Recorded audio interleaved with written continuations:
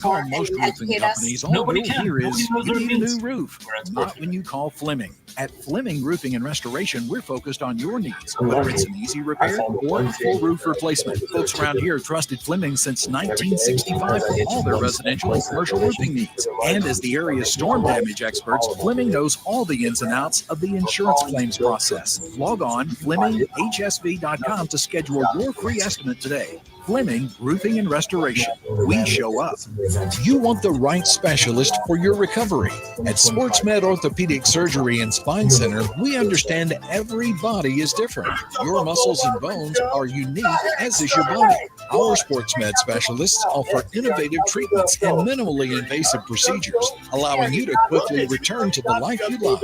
Locations in Huntsville, Madison, Athens, and Decatur, and on the web at sportsmedalabama.com. Improving performance, improving lives. You need a lawyer and pick up the phone.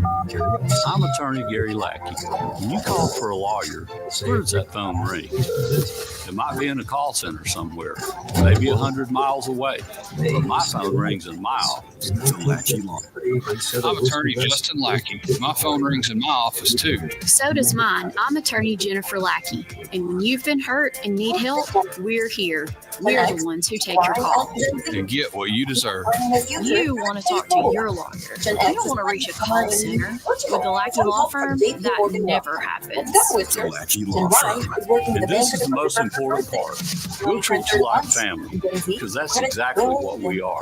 The Lackey Law Firm. And I'll tell you one better. You can't come to us. We'll come to you. The Lackey Law Firm.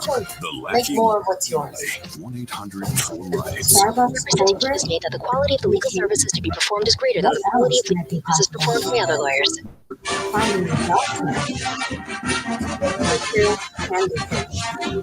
From the University of Alabama, this is Crimson Tide Today.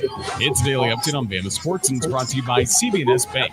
Bank anywhere, at any time, with CB&S Bank's digital solutions. Managing your finances has never been so easy. Hello again, everybody. I'm Roger Hoover. On last Thursday's edition of Crimson Drive, driven by NASCAR, we were joined by Crimson Tide defensive back Malachi Moore. I think Coach DeBoer has brought something to this organization as far as a mentality standpoint, as in going 1-0. And that's in everything you do, from going 1-0 in this play to meetings to treatment. Always trying to win that rep, win that day, win that meeting, win the position battle, whatever it is. And I just think that's something that stuck with me since he came in, just going 1-0. Like, ever since he came in, I've just been thinking about, like, go 1-0. I'll have more in a moment. CB&S Bank has a long history of stability and a legacy of serving our community's needs for generations. You could say we know a thing or two about tradition. We've been family, community, and financially strong since we began in 1906. Being a team player is part of our culture. That's why at CB&S Bank, we're proud to sponsor the University of Alabama Athletics and prouder to take the field or court with you. Visit cbsbank.com today. Member FDIC and Equal Housing Lender. This is the first Crimson Tide Today for the 2024-2025 athletic year. We'll have this daily show Monday through Friday each week, all throughout the rest of the sports season for the Crimson Tide, giving you the latest on Alabama athletics. Crimson Tide Today is available to listen to across our radio network, as well as on demand on the Alabama Insider podcast. Crimson Tide Today is brought to you by CB&S Bank. Crimson Tide Today is a production of the Crimson Tide Sports Network from Learfield.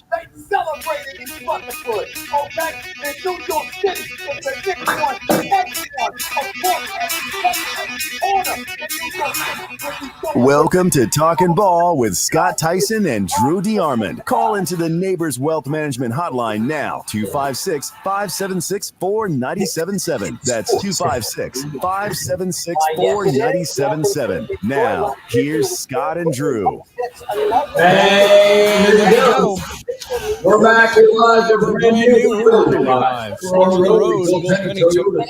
The service department. Their doors have just opened. They're open Monday through Friday, 7 a.m. 7 p.m. on Saturday, 7 a.m. to 5 p.m. Bring your car out here. Get the service. Get fine folks at Bill Toyota. service department. Right now, you buy 3 tires, you get that 4th one for just $1. It's their big tire clearing event. We are 5 days, 4 hours, 58 minutes, and 54 seconds away from week 0 of the college football season. Here is your week 0 lineup. 11 a.m. on Saturday. You get to wake up and have Florida State, Georgia Tech across the pond. And then at 3 o'clock, you'll get Montana State and New Mexico if you really want to watch some football. And then at 6 o'clock, North Alabama and Southeast Missouri State. That'll be on ESPN. That is in the Crampton Bowl in Montgomery. That is your FCS kickoff game. And then you have Florida A&M and Norfolk State on ABC at 6:30. And then on the CBS Sports Network, SMU and Nevada. So you got 5 college football games on Saturday to whet your appetite. That'll carry you over into week 1 of the college football season. That is where both Alabama and Auburn will kick off the season, along with Jacksonville State and UAB and Troy and South Alabama. They will all kick the season off on week 1.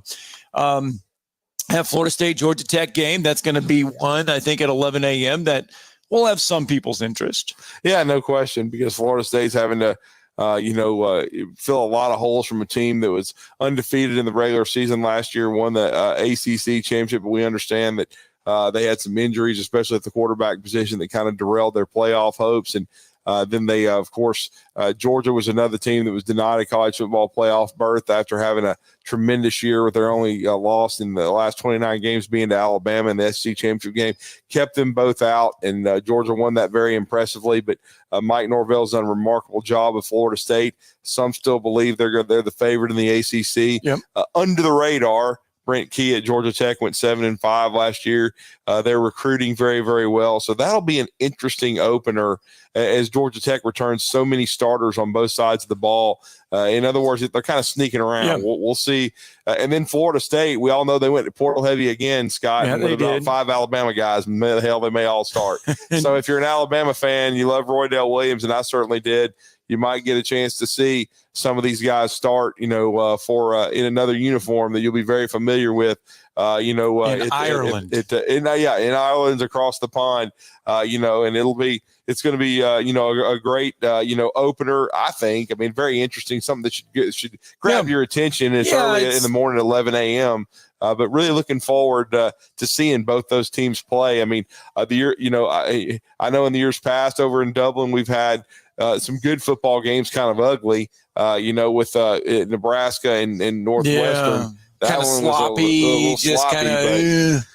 But I mean, with Florida State, I've said it before: if they can't beat Tech in game 1, then they're not a college football playoff contender. And to be honest with you, probably while it also shows the improvement of Georgia Tech, I don't know what that says about the ACC. To me, it would be a little bit of an alarming sign to see if they have a great team. But I'll say this: on the 24th and then the 31st, we're going to find a lot out about who have been really ballyhooed all offseason as the top 2 teams on paper in the ACC, because Florida State opens in Ireland against Georgia Tech, and then we all been talking about it, and it was a huge topic in Atlanta. We talked to Gary Stokin about it, and that's going to be the kickoff in Atlanta in Mercedes-Benz with Clemson in Georgia. Yep. All right, so that is what you get on week 0 of the college football season. We'll talk more about that as it draws closer, and we'll get you ready for week 1.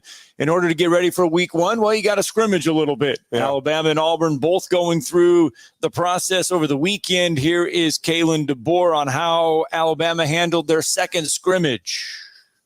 Another really productive scrimmage. Different situations from what we probably got into just naturally, not even scripted or being intentional, just a little bit more red zone inside the 10 work that happened at the end. Really, again, good give and take. I think the defense continues they did a good job against the run early. Offense hit a couple explosives.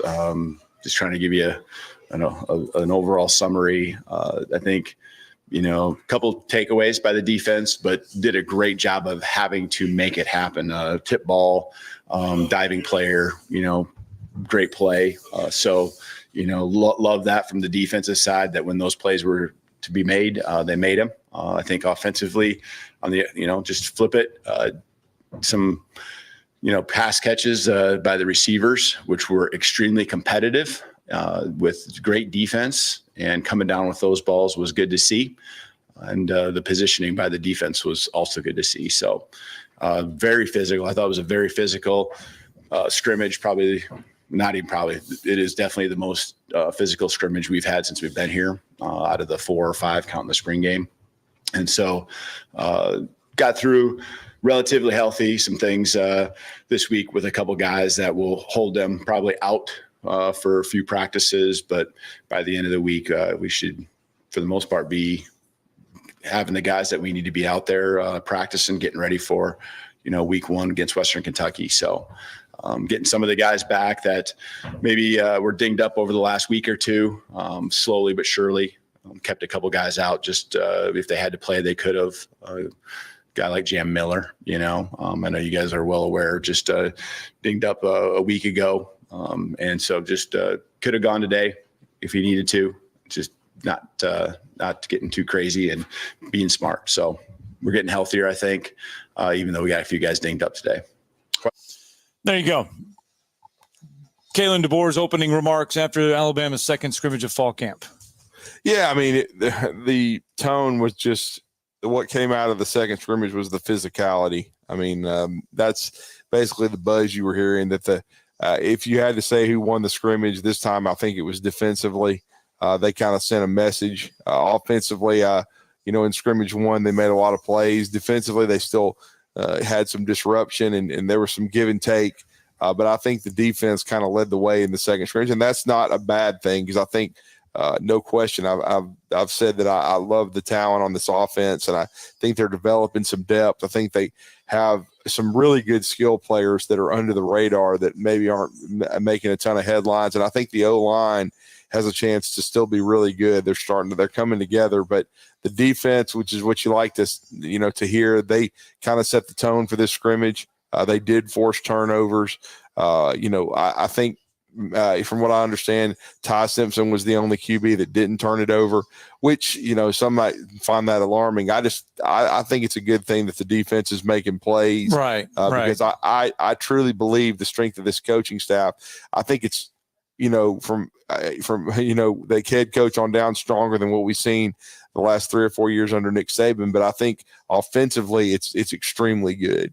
And so I think, and Milroe still did tons of good things in this scrimmage, throwing multiple touchdown passes. The thing that was interesting coming out of it, too, is they used him as a runner quite a bit.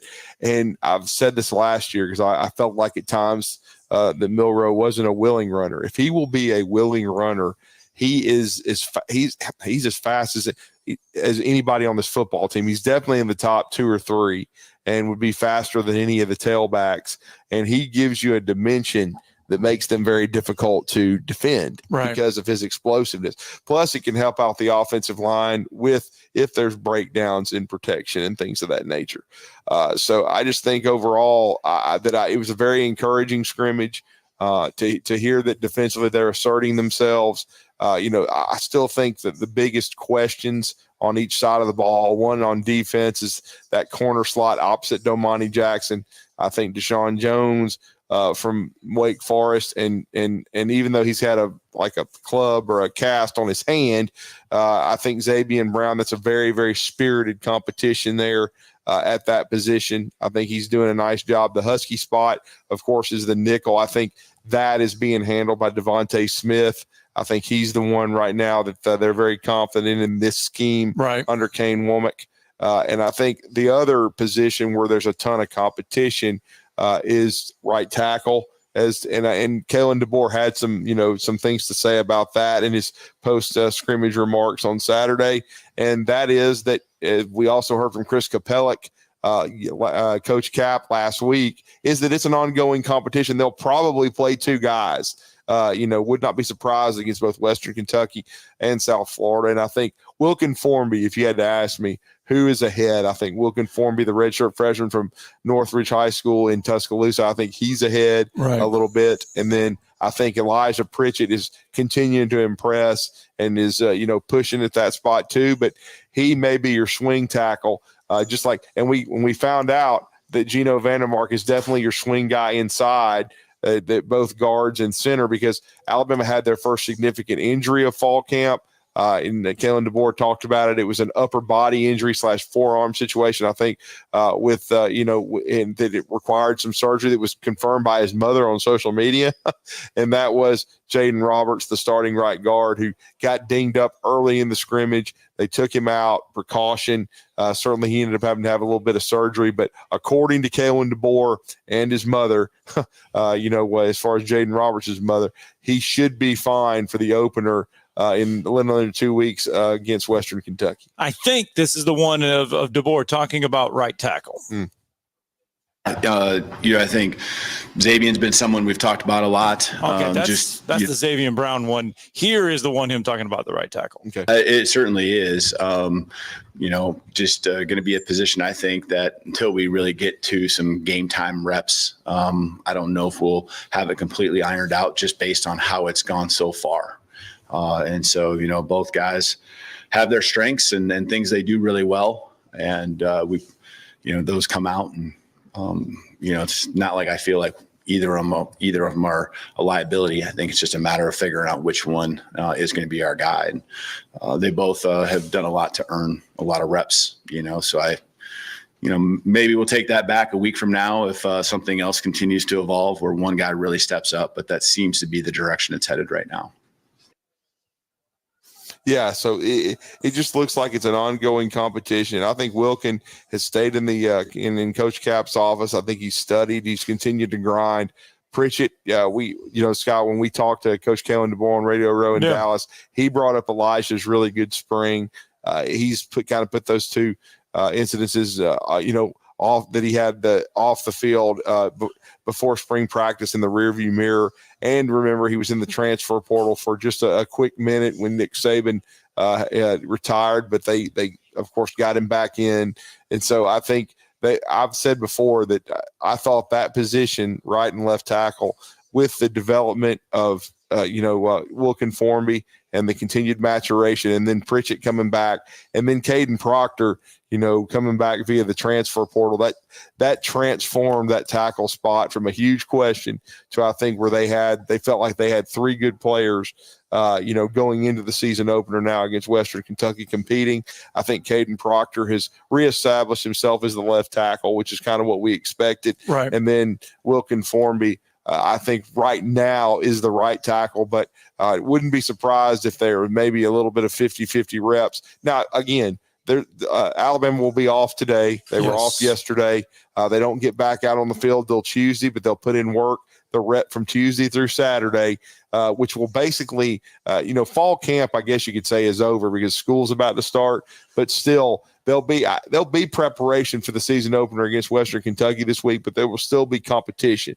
There may not be a full-on scrimmage left to happen on Saturday, maybe more of a walkthrough. We'll see how Kalen DeBoer handles that, but there will still be competition in practice to especially at that right tackle spot to decide things. Mm-hmm. But I would say I would be surprised if we don't see both right tackles in those first couple of games, because like Kalen DeBoer said, there's nothing like live reps. Right. Okay. Right. And playing against somebody else who doesn't know your playbook, who you haven't been going against all spring and summer. Someone that doesn't know your tendencies, doesn't know what you can do. It's the unexpected, and that's what we'll see.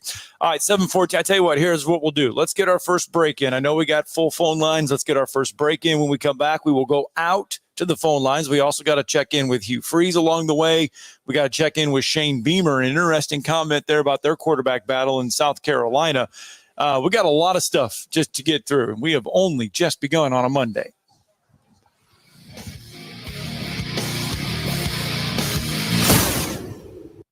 You're listening to Talkin' Ball on 97.7 ESPN, The Zone.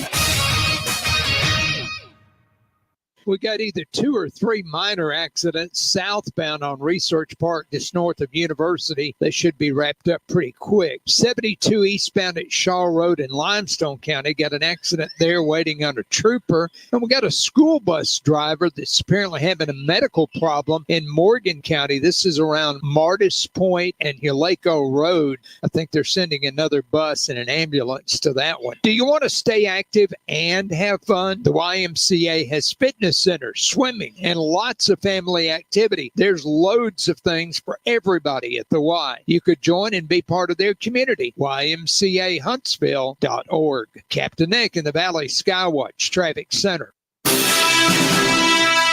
Celebrate and honor those who have served our country.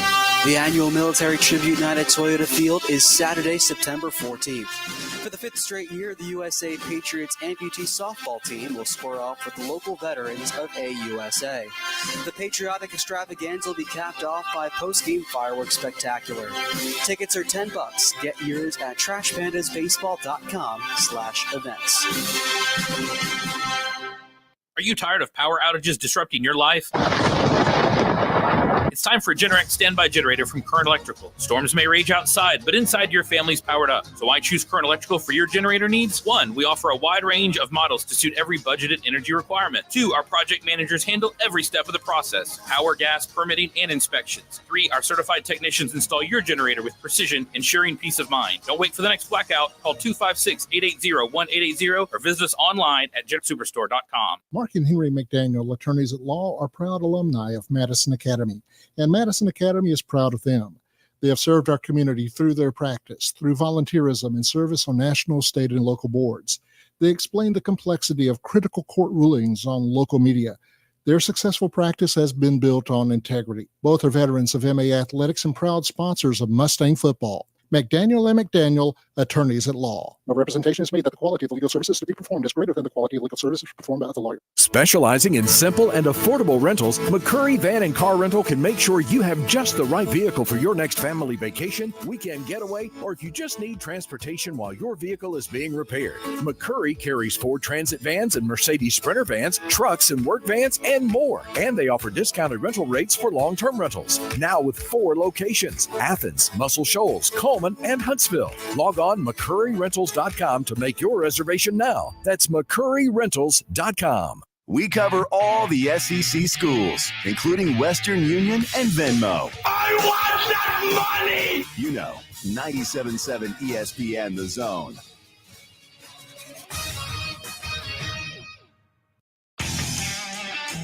There you go, 7:18 on a Monday morning. Welcome back into Talking Ball, 97.7 ESPN The Zone. You want to make sure you stay with us all day, because coming up later today at 1:30, there will be an announcement made. The Rocket City Classic. Remember the basketball thing, Auburn and UNC Asheville last year? Yes. There will be an announcement this afternoon at 1:30 from Mars Music Hall. Yeah. We're not going to spoil it, but what we'll say is, if you like college basketball and you like a preseason top 5 team in college basketball, you might want to make plans to go to the Von Braun Center and watch the Rocket City Classic this year, because history will be made. But we will have the official announcement for you this afternoon at 1:30. 256-576-4977. You can join us on the phone lines. Let's go out there, because Jeff from the Borough is with us. Morning, Jeff. How's it going, guys? Hope you had a good weekend. I didn't think you announced basketball stuff during August for football season. Y'all announced that stuff? It depends on when it's comes to pass, man. I mean, I'll just say this announcement. This announcement is going to be a major announcement for a preseason, for a non-conference basketball game. It's a major announcement. It's a big-time team coming. It will be a top 5 team, top 3 team, top 2 team when the preseason rankings come out. So yes, it'll be a great game here at the Von Braun Center. I hope you get a big crowd, but I just want to say, I know I didn't watch any preseason this weekend, but I saw where Levis didn't play, Didn't play Saturday night for the Tigers. I think they won. I'm not sure, but I wanted to ask you guys. I've been having all this football stuff because I'm so tired of talking about who's going to do what. Quarterback. That's what I hate about football. I'm talking. Just let's play games and quit talking about it. But I didn't want to ask you guys what you thought about the new baseball rules. I know y'all love pitch clocks and 1, 2, 1, 2. So I was going to ask y'all what y'all think about pitchers going 6 innings, and I think 6 innings in the ball game. What y'all think about that? Yeah, did you see that? Major League Baseball is considering making the starting pitchers go at least 6 innings. Why? I mean, if you get bombed, you ought to be able to be pulled out of the ball game. What if you get hurt? You got to go 6 innings if your arm's hurt. Oh well, we got. What if you? Arm transplant. I mean, yeah. What if you get shelled? Well, I mean, what if you get drilled? I don't mind the rule where if you bring in a reliever, you got to go at least a X amount of batters. Like maybe give yourself an inning. I understand that, but all this you got to go 6 innings. If you're getting shelled, you're getting shelled. You shouldn't have to I think maybe stay out there and take it. I think it was better if you're injured. You can come out, but they won't start pitchers to go 6 innings. They want to limit all these pitchers and stuff. But I understand what you're saying, Jeff, because what they say is the teams are stacking pitchers, 14, 15. They don't have enough positions. They say they're stacking them. They stack pitchers. What they say. That's why they're doing it. That's why they're doing it. I mean, it would allow guys to develop, though. I mean, if you have to go 6 innings and build up your stamina, sometimes I think they do have these guys on too short a leash, so I understand that. But I'm just saying in the unique situation where you ain't got it and you're out there getting bombed, then I still think you should have that option. But, we'll see. I'm sure they will. I think that was part of it. If you're getting jailed or you come out, but just to come out for the they can coming out. That's what they're trying to stop against. I really don't know. They've already ruined baseball anyway. All the rules they got. So if he just keep on ruining it, I mean, Manfred got to 2029 to ruin it. So he just keeps on. He got 5 more years. So we'll see what he can do. But maybe instead of 3 outs, it'll be 6 outs. We'll play them, and all that stuff. Here's how he can come out. Here's how a starting pitcher can come out after 6 innings, okay? Yeah. Or before 6 innings, I should say. Right. He throws 100 pitches. If he throws 100 pitches before 6 innings, yes, he can come out. Think about this. We have in this high school, but we have pitching limits in high school now. So Major League Baseball would put it in there that he gives up 4 or more earned runs. Yeah. He can come out of a game. He gets injured with a required injured list stint to avoid manipulation. So if he gets injured, you can't just walk out there and be like, oh, I'm hurt, I got to come out. Nope, sorry. Outside of those expectations, pitchers would have a mandate to make it through at least 6 innings.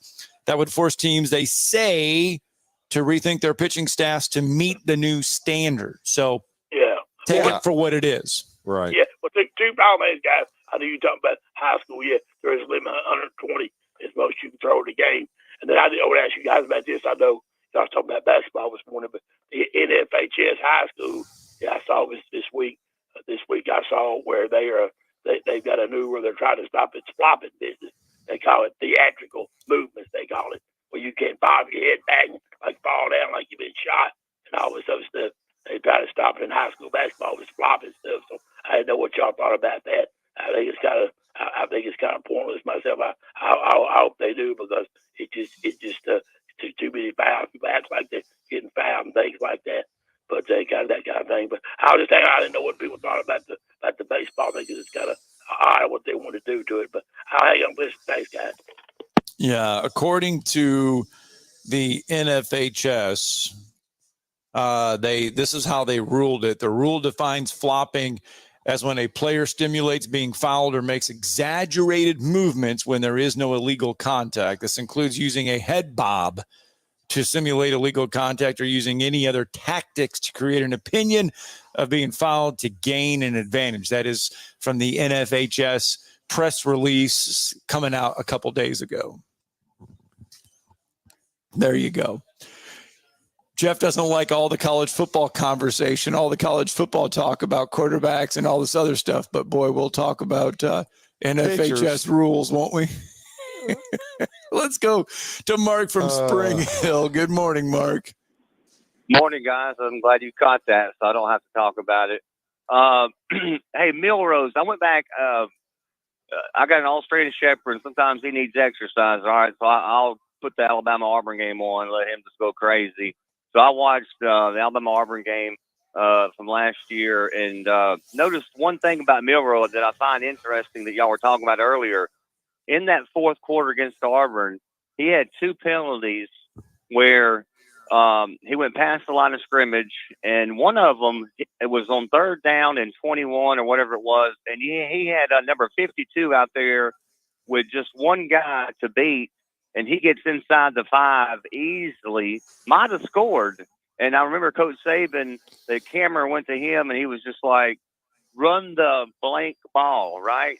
Right, right. That's the one thing that I hope.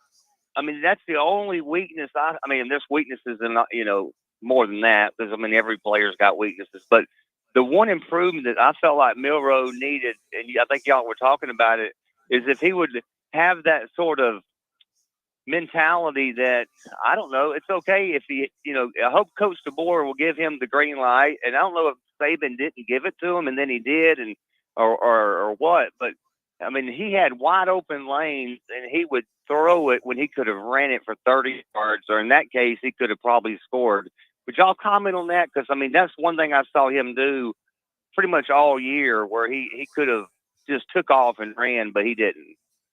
Well, I mean, it was a topic that I brought up repeatedly last year because Milroe is absolutely a tremendous athlete. I've said before, it's no secret he's one of the top 3 fastest guys on the team. And I thought that that's something he struggled with early. He wanted to stay in the pocket, be a pocket QB, when he needed to be Michael Vick and make plays with his legs. And I didn't think he tried to do enough of that early in the season, especially against Texas. And I think it hurt Alabama. And I think that's another reason why he was benched before, the game against South Florida. But they wanted to give Tyler Buckner and Ty Simpson a chance. Neither one of them performed all that well. And Milroe responded as a leader and then came back into the lineup and made some plays. There's no question about that. And so I think he got more and more comfortable as the season rolled on. But there's still some things he needs to do better. And I think, Kalen DeBoer and his staff I still think elite, developers of offense, and especially from Kalen's perspective, I think he's the rare head coach who's also been an OC, who's a quarterback whisperer, who gets guys better from the neck up, better fundamentally, and then can also relate to the quarterback into the effect of, hey man, we need you to use your legs. This is what we need you to do. We need you to be a runner. But you got to also understand too, Jalen Milroe was raw coming in even to last year. He had not made a lot of starts. He'd made one. Yeah. He'd made one coming into last season when he took over as the full-time starting quarterback. And in high school, coming out of Katy, Texas, and Tompkins High School, the system was not, it wasn't like it was a pro style attack. He used his legs some, but I mean, it wasn't a sophisticated system. Right. I mean, he was somebody that they had to basically build from the ground up as a quarterback. That's why he redshirted. It's why he was brought along slowly. Nick Saban, he was kind of almost I remember making the comment that he said, look, this is not a, this is not a democracy. It's a dictatorship. I run it. And this is how we're going to develop Milroe. We want to develop him as a passer. We understand how physically gifted he is. And he brought up comparisons to Lamar Jackson, but we think he has a lot of, upside and potential, but we want him to grow. Right. And so it's been a process, but Jalen Milroe is now a redshirt junior, and I think he's made a lot, he's developed quite a bit, and we're going to see what, this new coaching staff, Kalen DeBoer, Nick Sheridan, and Jamarcus Shepard, to a degree, what they can do with him, because I'll give Jalen Milroe credit, man. Right. When he saw his opportunity last year to be the starter, he did not lose the vice grip on it. Nobody outworked him. Nobody made more connection with the teammates than he did, going to Tampa, doing a lot of extra work. He's done the same thing this offseason. He was a captain last year. He should be a captain this year. And I think the one advantage, though, with this new coaching staff is I think they've also connected with Ty Simpson. Ty Simpson has developed nicely, and now they have a legitimate backup quarterback that they can win with that's going to back up Jalen Milroe. Talk about a big what-if moment. I mean, we all talk about how things are always like, going in a direction. What would have happened to Alabama football if Ty Simpson would have come out in that South Florida game and looked like a number one starter for Alabama in that South Florida game? Well, I mean, if he had come out and lit it up, and he didn't even really start. Remember, Tyler Buckner did, but and I thought Ty was solid in that game. But if he had really played well, it probably would have given him some more to think about. I think he was okay. He wasn't great, and people develop it different. Nick Saban used to talk about this with players. Every player is different. Every player develops at a different pace. And I think there was some emotional maturity that needed to happen with Ty Simpson. I admire him for sticking with it and not Blake Barnetting it and getting out of town after he wasn't named the starting quarterback after that game. He just kept his head down and worked. And then when Kalen DeBoer and that new staff came in, all these quarterbacks could have bailed out and gone. I mean, Ty garnered interest for the last 2 years in the transfer portal, but his dad's Jason Simpson, the head coach at UT Martin. I've been a college coach for a long time. I think they met with the new coaching staff. I think they were very impressed. And how can you not be when you look at Kalen DeBoer's track record as both an offensive coordinator and a head coach? And I think they just felt like, okay, we're going to sit here and compete. I mean, there's no guarantees what will happen if we go somewhere else. Nope. And so he's staying and competing at the University of Alabama. All right. Speaking of no guarantees when you transfer, just because you're a 5-star prospect doesn't mean you're guaranteed a starting job when you transfer. Right. We'll explain that all, plus your phone calls. Plus we got to get to Hugh Freeze. I wonder if he bought his mom another purse for the money, for the glory, and the fun. But mostly for the money. We got to get to Hugh Freeze. Oh boy, oh boy, oh boy. We got a lot of stuff. It's Talking Ball 97.7 ESPN The Zone. You're listening to Talkin' Ball on 97.7 ESPN The Zone. Had problems with multiple accidents southbound on Research Park, just north of University. No report of injury, but that's definitely been slowing things down. And we had one in Limestone County, 72 eastbound at Shaw Road. They've been waiting on a trooper. Trooper's on the scene now working to clear that one.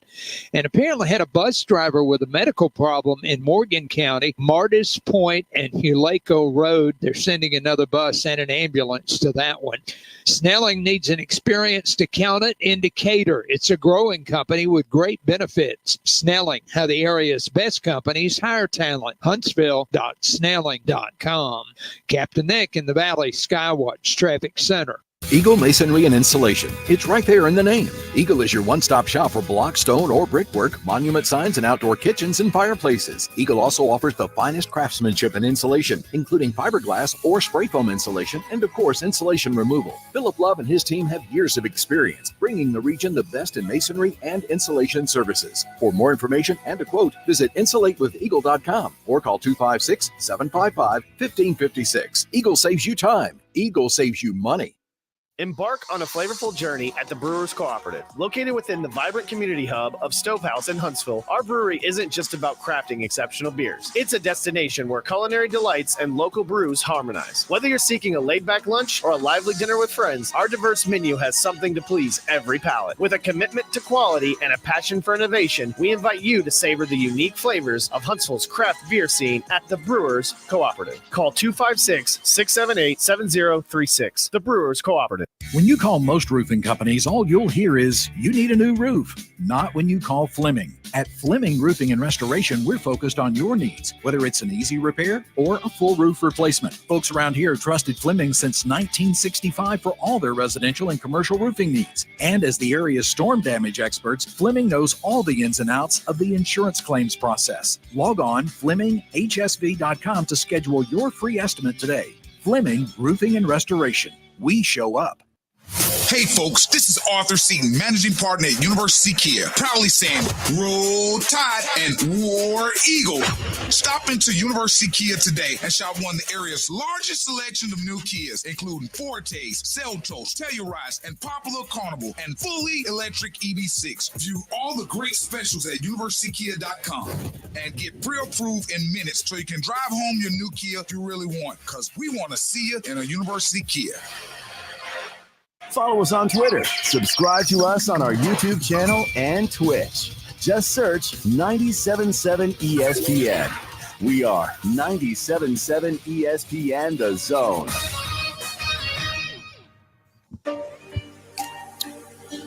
All right, 7:35 on a Monday morning. It's Talking Ball. We're live from Bill Penny Toyota here in the service department. Don't forget, buy 3 tires. You get that fourth one for $1 right now here at Bill Penny Toyota. 256-576-4977. That's the number to the phone lines. You can join us this afternoon, or you can join us this morning, I should say. We won't be on in the afternoon. You can join us this morning if you would like. We go out there real fast. Wolverine Dan is with us. Good morning, sir. Morning, Dan. Well, good morning. First off, congratulations to the Broncos. I think they got themselves a quarterback.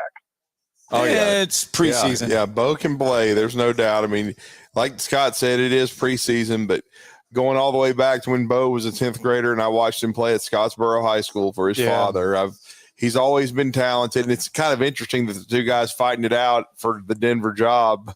Former Auburn guys. Bo Nix and Jarrett Stidham, both former Auburn quarterbacks, both former starters at Auburn, and they're trying to fight it out. And Stidham, of course, nearly got Auburn to the college football playoff in his time there. But they fell short against Georgia in the SEC championship game. But certainly he had a great year with Carry On that year. And then with Bo, Bo got the timing was bad. He didn't get there when Auburn had enough talent around him. And he had a Brian Harsin-led era. That's what I mean. Auburn. It's just the talent wasn't around him for him to succeed. It shows that you have to have the right surrounding supporting cast. And I just think Bo's got a chance to be really good. And he's playing for a head coach, in Sean Payton, who has a track record with Drew Brees and quarterbacks. And I think it's a good situation for him. Well, all right. So now the other thing I wanted to bring up, behind the back kind of to Kelsey, Mahomey kind of thing, hot dog move. Well, Mahomey, look at the scoreboard, okay? Your place where you play it in your home field's called Arrowhead, right? It should be called Lions then, because we own your ass. All right, you could do that hot dog move all you want, buddy, but guess what? The Lions own you. And you know what? Get to the Super Bowl, because we're probably going to be there, and we're going to beat you again, brother, okay? So I'm telling you, we haven't even played our first stringers. The intensity these guys play, if you watch the Lions play, they bought into the system. They're all give every down they give their ultimate sacrifice on the field. I'm telling you guys, Lions are for real. And Mahomey, you're just a hot dog, okay, is all you are. Thanks for the phone call, Wolverine Dan. I mean, he's a multi-time Super Bowl champion, the best quarterback in football, period, end of story. Yeah. I mean, he may have had some hot dog play, but he's got the skins on the wall. Detroit's never won the Super Bowl, have they? No. Have they ever even played in it? No. Okay, that's what I thought. All right. Did they beat him in some meaningless regular season game? Beginning of last year. First game last year, yes. Yes, they did. Yes. Michigan is the national champion, Dan, so enjoy that. While Kansas City may have lost that game, they ended up did they win the one that mattered? They won the one that matters. Yes. And I believe Detroit was not playing in said game. They played in the NFC Championship game. They've got a chance to get to the Super Bowl, no question about it. Yes. But right now, Patrick Mahomes is the king of football, period. All right. So before the break, we kind of joked that just because you transfer does not make you and does not guarantee you a starting quarterback spot. Malachi Nelson was at USC last year, and he did not get the starting job there for the Trojans. So he packed up and left. He did the Blake Barnett. Yes, and he was a former 5-star quarterback. Okay, so he transfers. He bought his mom a $3,000 purse, didn't he? Yes, he did. He bought, lavish NIL deals there. And then he drove, a Ferrari to practice or something? I don't know. I can't remember. He was not only was he a 5-star, he was a top 5 quarterback in the class of 2023. I mean, he was heralded as a some big people thought top 2. I mean, I remember reading about it. Well, he transfers to Boise State, and the expectation was that he would resurrect his career, or not resurrect it, but he would earn the starting job there at Boise State. Mm-hmm. Did not happen. Redshirt sophomore Maddox Madsen. Who? Maddox Madsen beat out Malachi Does this mean he's on his way to San Jose State? Beat out Malachi Nelson for the starting quarterback Maybe spot. Sacramento State. Maybe he'll end up at Sacramento State. Yeah. I mean, they probably There you go. I mean, Sacramento State or San Jose State's probably not had somebody drive a Ferrari to practice. I hope he can still make the payments. You think he can? I hope he can. That just goes to show you that just because you are a herald 5-star top 5 quarterback prospect, right? That you're not going to walk into any program and be guaranteed a starting job. And that's why some quarterbacks, and then you brought up Ty Simpson as a case, that's why some quarterbacks don't leave, because they do There's realize. Your game, Scott. They're already talking about it. September 14th. Yes, Big Ten. It's a Big Ten games. That's why sometimes when you leave, you don't always get that job. South Carolina's going through that right now. Lenora Sellers is there, but Robbie Ashford. Remember, Robbie Ashford transferred from Auburn. Before that, Oregon. And Shane Beamer talked about their quarterback battle over the weekend. I'm waiting a couple days. We'll get in here. Once I leave you guys, I'll go back across the street and watch the tape of everything tonight. I thought both those guys, including Davis Bevel, he did some good stuff today for us and came in and made some nice throws and did some good things. Robbie and Lenoris took the bulk of the reps with the first couple groups and thought they both flashed and did some good things in the run game and the pass game. Particularly, we're not running the quarterback in scrimmage, but some scramble situations where they broke out of there. Thought they showed what a weapon they can be when things do break down. We'll look at the tape and then get into next week and kind of see where we are. But I know we have, more than one quarterback that we can win football games with. No, I meant what I said a minute ago when I said I feel like we have we got multiple quarterbacks that I feel like we can win games with. And I mean that. I mean, when you talk about Davis and Robbie, you're talking about two guys that have started games in, I guess, with Texas or with Oklahoma now being the SEC. They've started SEC games. It was a Big 12 game at the time, but they've started SEC games. So they have that experience. And no, I do, because I feel confident in all those guys and we'll sit back and kind of look at everything. And that's not to say that Lenoris hasn't continued to improve. He has. I mean, Lenoris has had a great preseason. I feel like Robbie and Davis, continue to get better without a doubt at the quarterback position. And all those guys would like to have plays filled that they could have back over the last, 14 practices that we've had. So, certainly like the group and we are all about competition and love to compete. And those guys have done a great job of competing and pushing each other, and they will continue. There you go. So Robbie Ashford in that starting quarterback mix there for South Carolina. I'll be stunned if it's not Lenora Sellers based on what we heard in Dallas. And I know he redshirted and he's been ballyhooed as a big-time recruit out of the state of South Carolina with a lot of athleticism and ability. Ashford's a great athlete in his own right. He does have some starts and some skins on the wall as he got some playing time at Auburn. Didn't play just redshirted at Oregon. But I would be surprised still if it's not Sellers. I think he's got the most upside and potential. Certainly the two guys behind him have played at other places and other big-time programs. But this is a big year for Shane Beamer because they didn't finish the way they wanted to last year. I don't think he's necessarily on the hot seat because we talked to David Cloninger about that over in Dallas. I think, they understand as a program where they are. They're trying to get to a bowl game, win a bowl game, compete, get the program slowly but surely to a point where they can potentially make a run at a college football playoff berth, but they know they're not there right now. And they have a very loyal fan base. They just want to be very, very competitive and compete each and every week and get better. And I think Shane Beamer's done a solid job at South Carolina.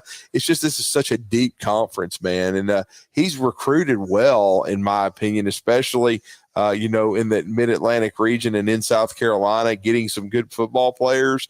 They just, but last year, the thing that derailed him early was all the injuries. Yeah. Especially along that offensive line. So it's going to be interesting to see how much better the Gamecocks are this year, and if Lenora Sellers is a guy that you can build your program around. All right, 7:45. Let's get a break in. When we come back, we'll go back out to the phone lines, 256-576-4977. Your phone calls await us after the break.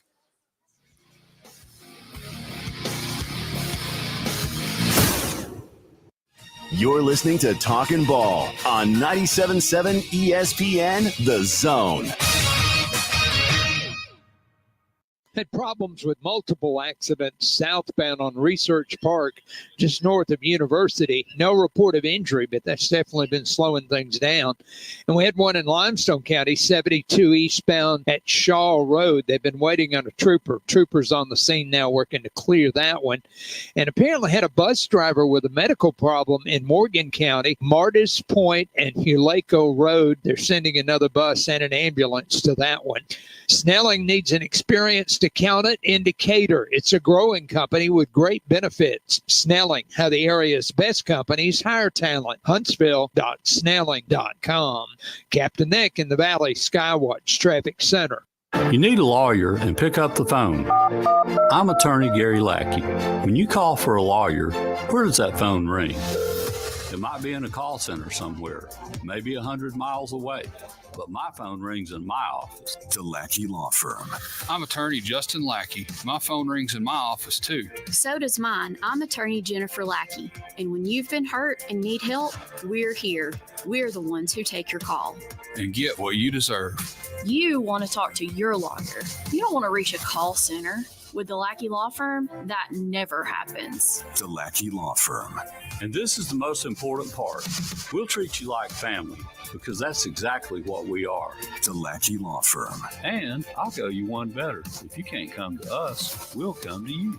The Lackey Law Firm. The Lackey Law Family. 1-800-4-RIGHTS. No representation is made that the quality of the legal services to be performed is greater than the quality of legal services performed by other lawyers.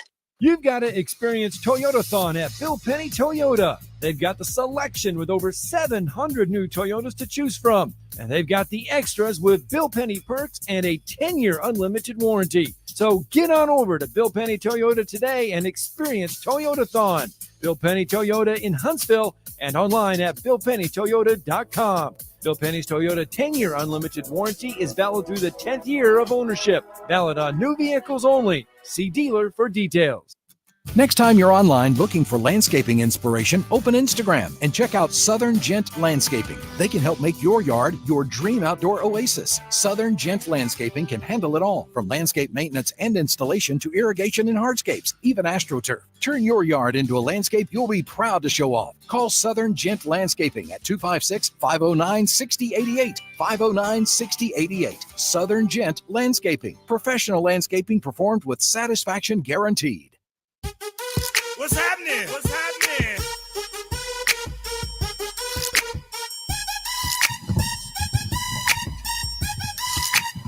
Welcome back. Talking Ball 97.7 ESPN The Zone. Scott Tyson, Drew DeArmond. Happy Monday morning again. Week 0 of the college football season, just 5 days upon us as we continue to count down towards the new year. Let's go out to the phone lines. Brandon is with us on a Monday. Good morning, Brandon.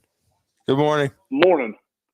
Man, I was listening to Josh Pate last night, and he said if you got a Ferrari and it won't crank, you don't kick it. He's like, but if you got a rusty old Ford and it won't crank, you kick it, and sometimes it starts. He said, and that's what they got to do with the Iowa offense. And I said, oh, God.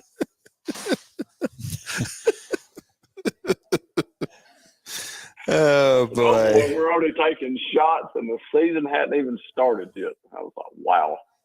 I didn't know if Scott had caught that one or not, but I wanted to share that one with him. That way he could ask him how many times you kick a Ford next time he has him on the show for a good laugh. So we need to get Josh back. He spent last week on some vacation, taking some personal time in Miami, and it's all. And if you go to his social media, he had some really good food there, Scott. You may need to ask him about it, especially on the sweet side. So that's all I'll say. He said that the sand was so hot that it burned his feet. Burnt his feet. Wow. Yeah, he said he's got problems like from walking on the sand. Said it's not good. He was not happy about it. Shaking hands after a high school football game. Right. How big of a deal is it to you? And do you think that it is necessary? Well, I mean, I think every sport does it. I think you should have sportsmanship. I mean, you should be able to congratulate or just, just show the. You don't have to have a conversation with everyone you go through. No, all you got to do is just good game, competition. Just good game. Yeah, just go through it all. Do it in a class way. Yes. I mean, I think it's important to have. Yes. Okay, well, we've got two schools over here in the county south of me, Cedartown High School, where Nick Chubb went to, and Rockmart High School. And they are about like East and West Limestone, but it's like a caged gorilla on steroids. They won't shake hands before the game. Then after the game was over, Rockmart decided to sing their fight song and not go shake hands. This is a rivalry that the GHSA has suspended twice because it is so bad between the fan bases and the teams that you can't even get officials to want to work the game. Like they have to assign officials and say, you're going to go work this game. The high seniority people say, no, we are not going. And if you've ever listened to their AM call-in show afterwards, Jerry Springer only wished it was as wild as this AM call-in show. And I'm just to the point of with this game, they play it the first game of the season so that the suspensions don't have a huge effect on the rest of the season, if that ain't funny enough. But I'm kind of over the idea that if you think you're going to have a brawl, let's just do the bad boys thing and walk off. Because I go to some of these Atlanta games, you can't cross over to the other side of the field. You can't park together. You can't do any of that. But after the game, you're going to tell everybody to go shake hands. And I'm kind of wondering in certain situations, I guess I'm just okay with it. I'd rather if the game went off without a hitch and we didn't have any problems, y'all go there and we go here. And then if y'all want to go meet and fight at Walmart afterwards on your own time, that's fine. But not being a headline is a big deal. And I just wondered how y'all felt about that, because I don't know if y'all have that problem at East and West Limestone between the Indians and the Wildcats, but it's pretty wild over here. I mean, it gets intense. There's no doubt about it. It's intense between Huntsville and Grissom, Austin and Decatur. I mean, a lot of. Yeah. But we usually always shake hands after the game. There's usually, a lot of your Sand Mountain schools too. They get some intense rivalries. I mean, those are some good old slobber knocker games up Fife there. And Plainview. Yes. Fife and Pisgah. Well, pretty much Fife and everybody. Yeah. You got Geraldine. Rivals with everybody in Sand Mountain. Yeah, you got a lot of those up there, but I mean, they're all cordial ones as well. I mean, they respect. Well, Viger and Blunt, which is in Pritchard over in South Alabama, that's a huge rivalry. Hoover and Spain Park. They've been in different classifications at times. Hoover and Thompson. Can you say Hoover and Thompson? It's become right one now? Because they're in the same region and they've kind of dominated 7A. But we haven't generally had that kind of problem here, which is a good thing. Now, I mean, we got to get people to attend games here at Milton Frank Stadium. I mean, we got to get people to attend games. Yeah, the attendance needs to ratchet up, right? In order for it to be a problem. Yeah, well, and then the quality of football needs to improve, no doubt about it. But that's something that I know that they're trying to work to remedy. And Bob Jones and James Clements is another huge rivalry. That one that's pretty much guaranteed sell. But there hasn't been the kind of draw vitriol right now. We haven't had. Luckily, we have not had anything after a game, any kind of conduct or anything that's been bad. Well, to me, Rockmart and Cedartown in Georgia is like the part I'm from is the biggest. It never stops, 24/7, 365, like the Iron Bowl, and it just every year it is so entertaining. I've just never heard. GHSA didn't officially suspend the series, but they suspended the series, and I think they've done it twice, and one time they've done it for 5 years. So this game next year, I'm really interested to see what it's going to be. Rockmart was projected to win it easily, and they got beat 24-3 in a really big stunner that nobody saw coming. And it was about as stunning as Keith Urban dragging 10,000 people into the Athens, Alabama Buc-ee's parking lot. That was crazy, man. That was nuts. So I text my wife that afternoon, and I said, "You want to go see Keith Urban on Friday night because it's free?" And she's like, "Is he really going to do that?" And I said, "Yeah, he's doing it at the Buc-ee's parking lot in Athens." In Athens, and thousands of people showed up. I mean, it was. We know how big a Buc-ee's is. We've been in it. It was massive. I mean, it was a pop-up Keith Urban concert. I mean, 560 or 65 was a mess. Who was it? I mean, I knew someone that lives about 7 miles away from there, and he said the traffic was backed up around his house and everything, and it was just insane, massive. I mean, did they have police there? I mean, they did. I think they knew. I think they let the authorities know ahead of time that, hey, this was going on, because, I mean, they did have some people out there, but I mean, at the end of the day, it's just my same thinking that Bucky's just prints money. I mean, that was. I mean, did they go in there? How many brisket sandwiches did they sell? Well, Keith Urban went in there and actually cut the brisket one time and put the sauce on it and all that other stuff. Brisket on the board. Wow. Yeah, he let it loose. All right, Brandon, thanks for the phone call as well. But yeah, that Keith Urban concert was. So he even cut the brisket, huh? Was I going to see a video of that? I didn't. I was like, at the end of the day, I didn't want to mess with the traffic. I didn't want to mess with all the people. I would have been just going nuts. You know, I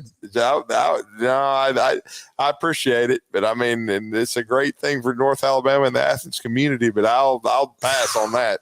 One quick announcement, and I don't think we're going to get time to get to it in the headlines because we're still full. But Trey Simpson, the basketball prospect from Hillcrest Evergreen, he's transferring. He's headed out of state as well. Another top prospect going to finish his basketball career out of state. Yeah, DME Academy. So that's just added to the list. You know, another talented player gone. Does that put pressure on the state of Alabama to do NIL deals for high school? They're more worried about football. They're not worried about basketball. If this were football, they would have already changed it, but it's not. So then just move on. Oh, it's a shame. It's a shame. We're about done with hour number one. We're here inside Bill Penny Toyota, the service department.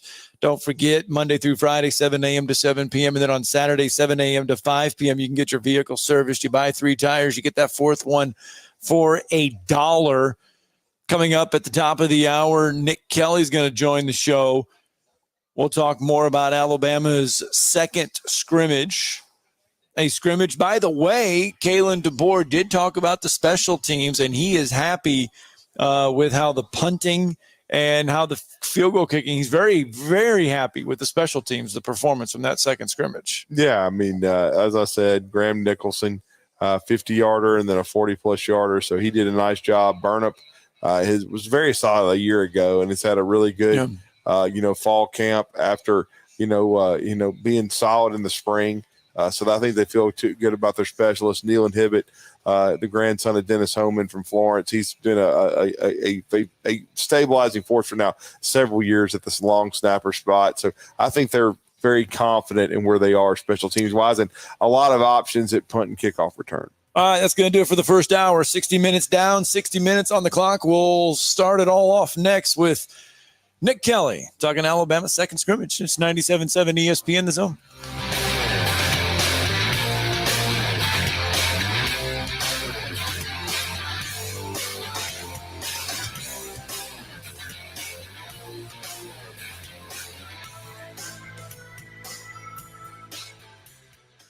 This is Brent Musburger's VSiN Action Update on 97.7 ESPN The Zone. Check out VSiN's catalog of original podcasts, daily and weekly programming to keep you in the know when you're on the go. Only at VSIN.com. Now, here are the latest lines from my guys in the desert. Quarterback Caleb Williams is the favorite to win the NFL Offensive Rookie of the Year award at plus 140. The Bears quarterback was the top overall selection in this year's draft. Bears coach Matt Eberflus has been impressed with Williams so far in the preseason. It's not always going to be rosy. You're not going to make all your completions and make these big chunk plays to start out. And so I saw operation that was good before the snap. In and out of the huddle, really good communicating. Cadence was good. I thought his flow of the game was really nice. Jaden Daniels, second among bettors at plus 600. Marvin Harrison Jr. plus 750. That's the VSiN Action Update on 97.7 ESPN The Zone. I'm Chuck Sanders. WCZN, Union Grove, Huntsville, Alabama. 97.7 ESPN The Zone. SportsMed is the official team physicians of the Rocket City Trash Pandas. And if the pros trust SportsMed, you can too. SportsMed provides every service you might need for complete orthopedic care, specializing in orthopedic surgery, sports medicine, joint replacement, spine surgery, neurosurgery, and podiatry. And they offer their own brace shop, in-house full-body MRI, physical therapy, walk-in clinic, and so much more. 4 locations and on the web at sportsmedalabama.com. This hour brought to you by SportsMed Orthopedic and Spine Center. Online at sportsmedalabama.com.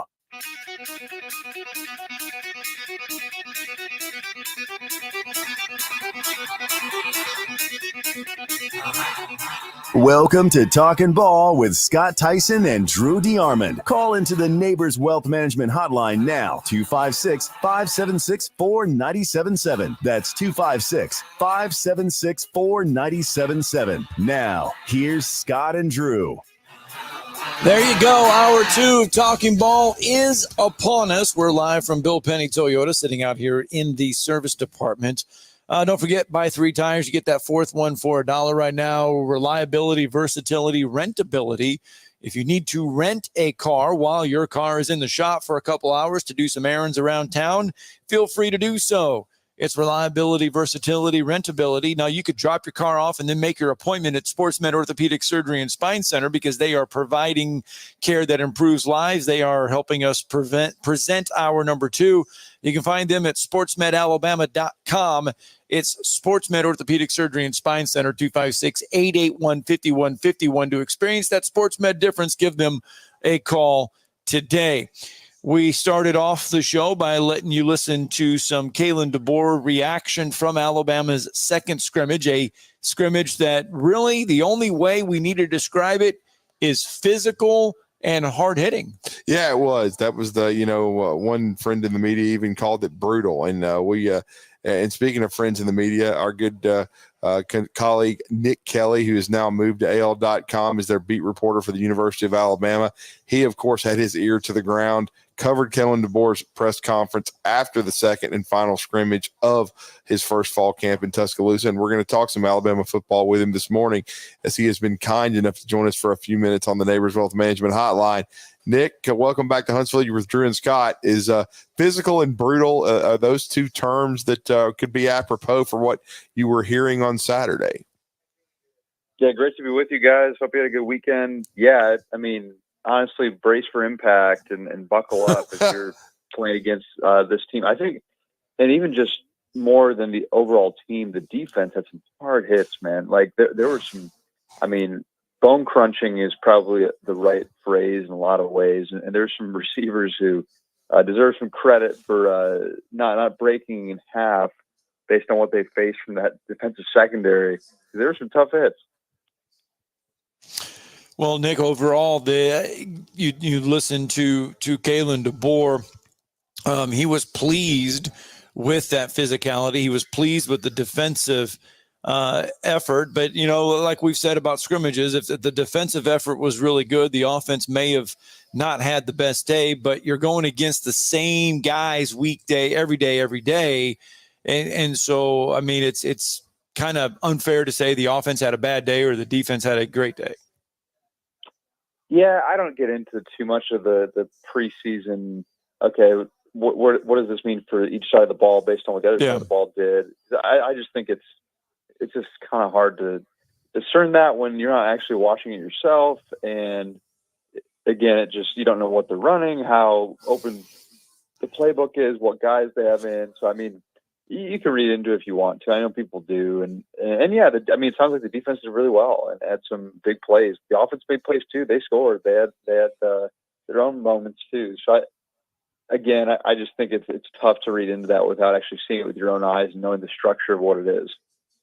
And we're talking to Nick Kelly, AL.com, but I did think that the comments were pretty eye-opening and interesting about what he said about right tackle. It sounds like that's still a big-time competition. If there is one on offense to watch going into the opener in less than 2 weeks now against Western Kentucky, it's the right tackle competition. No doubt. And it's something that, we've heard all camp that it's ongoing. And And my understanding is so they continue to rotate them, but Wilkin Formby got the first snaps, and then Elijah Pritchett came in later and got some work there as well. And yeah, I think you have two guys where you have one, Elijah Pritchett, who's very athletically gifted. Maybe he's that prototypical right tackle if you were building one. But then you have Wilkin Formby, who's just, I've heard, is a super hard worker and someone who they really like. And so, yeah, it's kind of, okay, who do you trust more in that spot? Who gives you a better chance to succeed? And Kalen DeBoer said he doesn't think either one would be a liability. It's just trying to figure out who's the guy. And it doesn't sound like someone's emerged yet. And it sounds like it's something where they could still rotate them early in the season. But as far as how they ran it Saturday, Wilkin went first and then Elijah later. We'll talk about the rest of the offensive line then outside of that right tackle spot. Well, the big note or news was Jaden Roberts getting hurt. And he's a guy who, super key to what they want to do, and just a really talented player too. You look at how much better they did when he was in the lineup last year. And he's someone that didn't sound like they need to be worried about him being out for the, start of the season. His mom was actually on Twitter, her ex, I should say, talking about that it's a hand injury. And so, yeah, we'll see what happens there. But Kalen DeBoer didn't think that would affect his availability for week one. Maybe it limits him this week in practice, but at least for that first game against Western Kentucky, it sounds like he's got a good shot to be back based on what Kalen said after the scrimmage.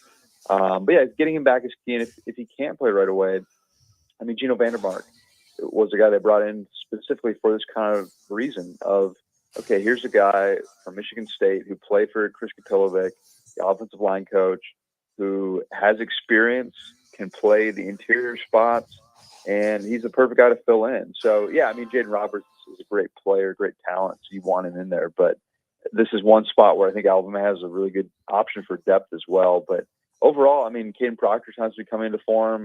Parker Brailsford, people are excited for. Tyler Booker, you know what you have there. So it's all about figuring out that right tackle spot and getting Jaden Roberts healthy at right guard.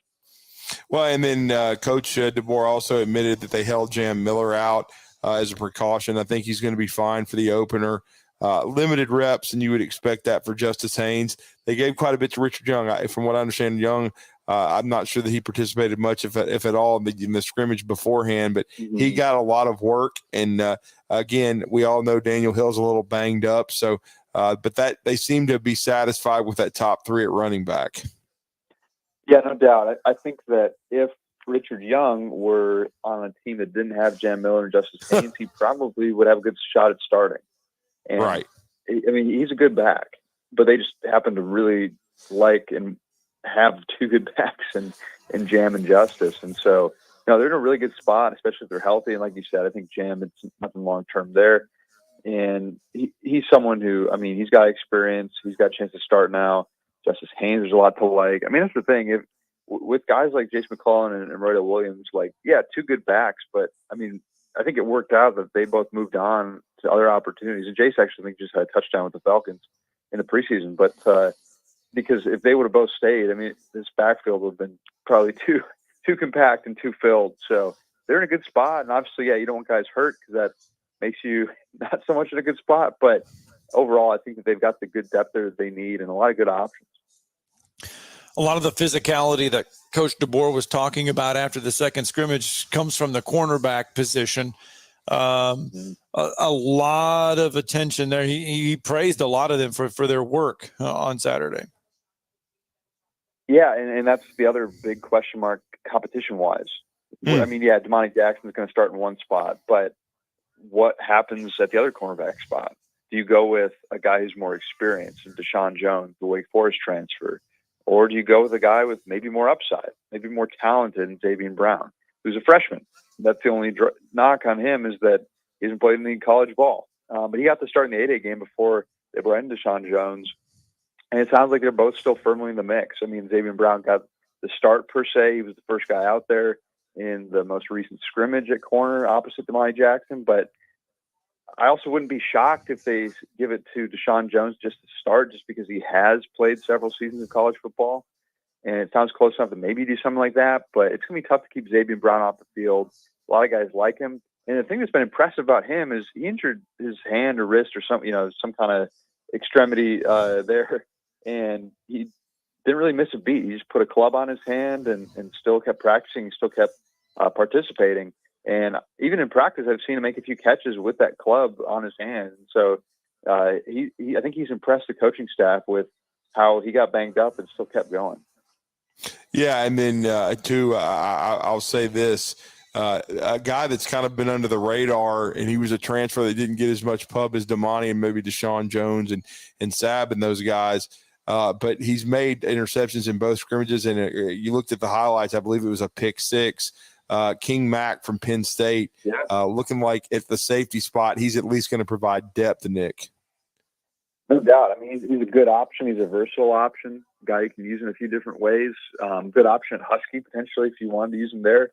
And yeah, he might be more of this season he's not necessarily a starter. He is a depth piece, but he could be a really good starter for you when Malachi Moore moves on or a Keon Sabb moves on. And so, yeah, they're pretty set at safety with Moore and Sabb right now.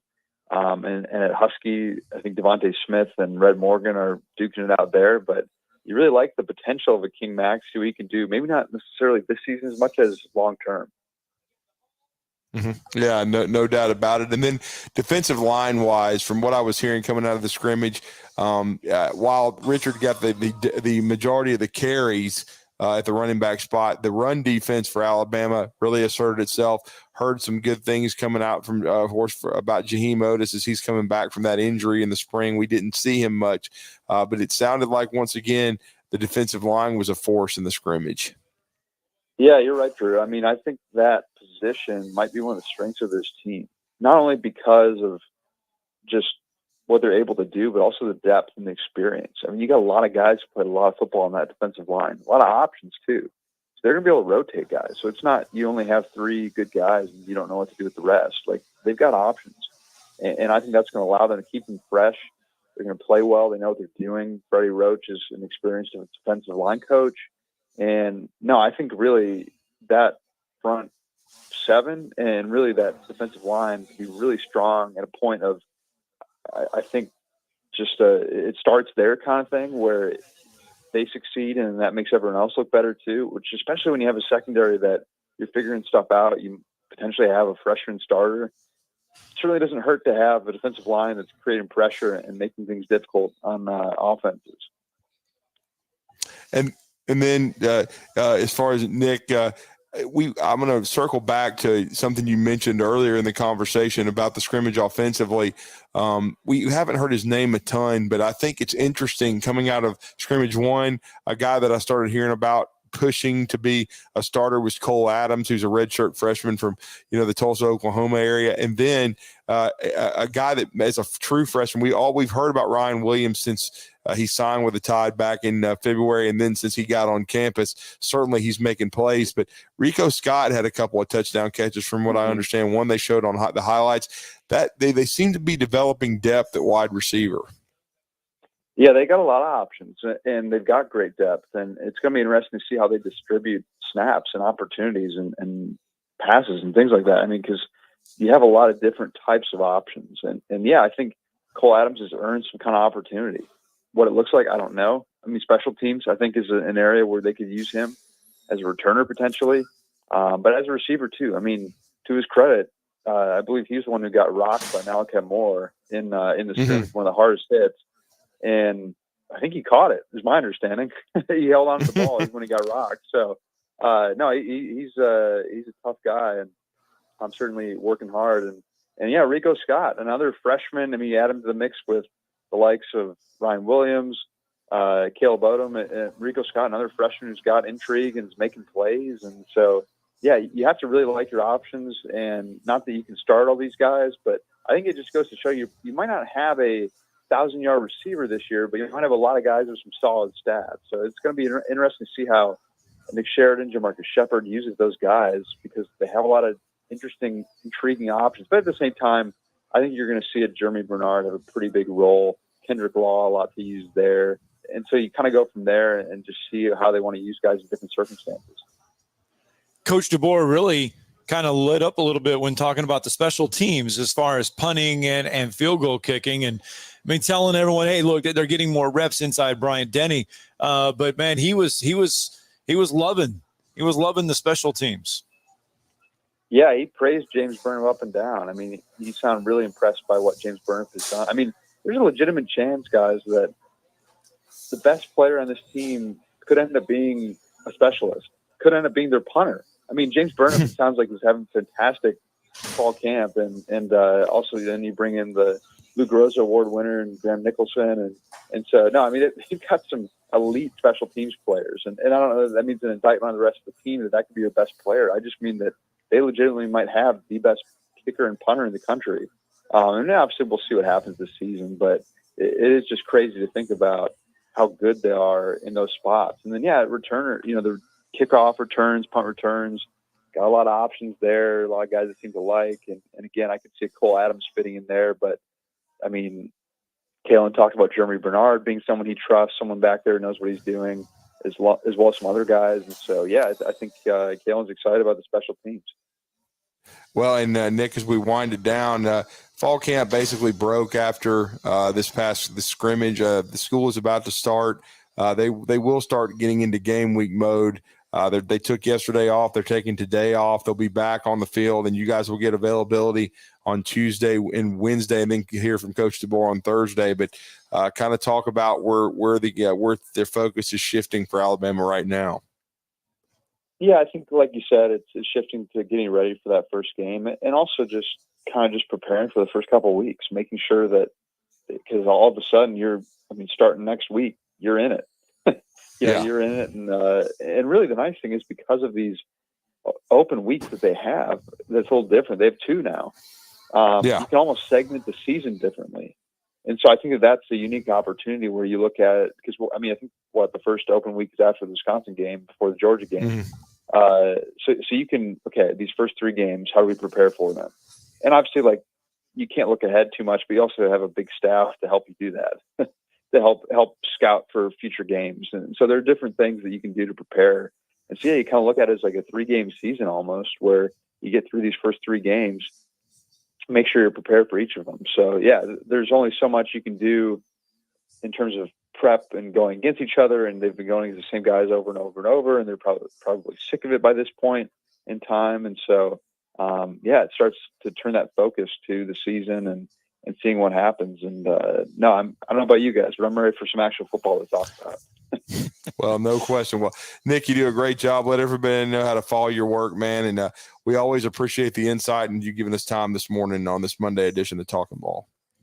Yeah, thanks for having me. @ Nick Kelly on Twitter, and then L.com is where you can find my work and then my colleagues. Thank you, sir.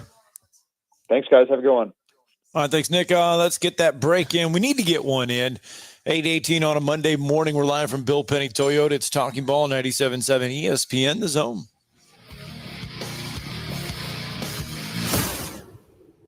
You're listening to Talkin' Ball on 97.7 ESPN, The Zone. Looking at an injury rate, 53 in Tony Road. That one had some minor injuries involved. 20 in Calvary Boulevard coming out of Decatur. Had a vehicle hit a ladder in the road there. Still working to clear that one. Everything else from earlier appears to be cleared out of the way now. Officers, construction workers, and first responders put their lives on the line every time they step on the roadway. You could make it safer for them. Slow down or move over. It's the law. Captain Nick in the Valley Skywatch Traffic Center. Have you ever turned your back on God? Have you ever absolutely known the right thing to do and just turned around and walked away in disobedience? I know that I have. Aren't we thankful for our great and merciful God who loves us and forgives us and remembers our sin no more? I'm so thankful that his mercies are fresh every day. I need that, and I suspect you do too. Hey, I'm John Dees, pastor of Cross Point Church, and if you're looking for a church home, come see us. We're smack dab across the street from the YMCA in Madison, and check us out at cpcfamily.org. It's time to get ready for game day. That means Alabama football and tailgating. Whether you're tailgating at home or at Bryant-Denny, visit Brooks & Collier for North Alabama's largest selection of premium grills and smokers like Big Green Egg, Blaze, Delta Heat, Memphis, and Traeger. Satisfy any palate with our wall of rubs and seasonings. For all your tailgating needs, visit Brooks & Collier at 813 Meridian Street or at brooksandcollier.com. An Alabama tradition for over 75 years. Roll Tide. Since 1986, Full Moon Barbecue has been cooking quality meats low and slow over a hickory wood-fired pit. From ribs and wings, brisket, turkey, catfish, and sausage to the best butts in town. If you're planning a holiday or a birthday party, Full Moon has a large banquet room. And Full Moon is ready for your next catering or tailgate. Just call us and we'll take care of everything. 256-713-0070. Full Moon Barbecue on the Parkway next to Costco. The best little pork house in Alabama.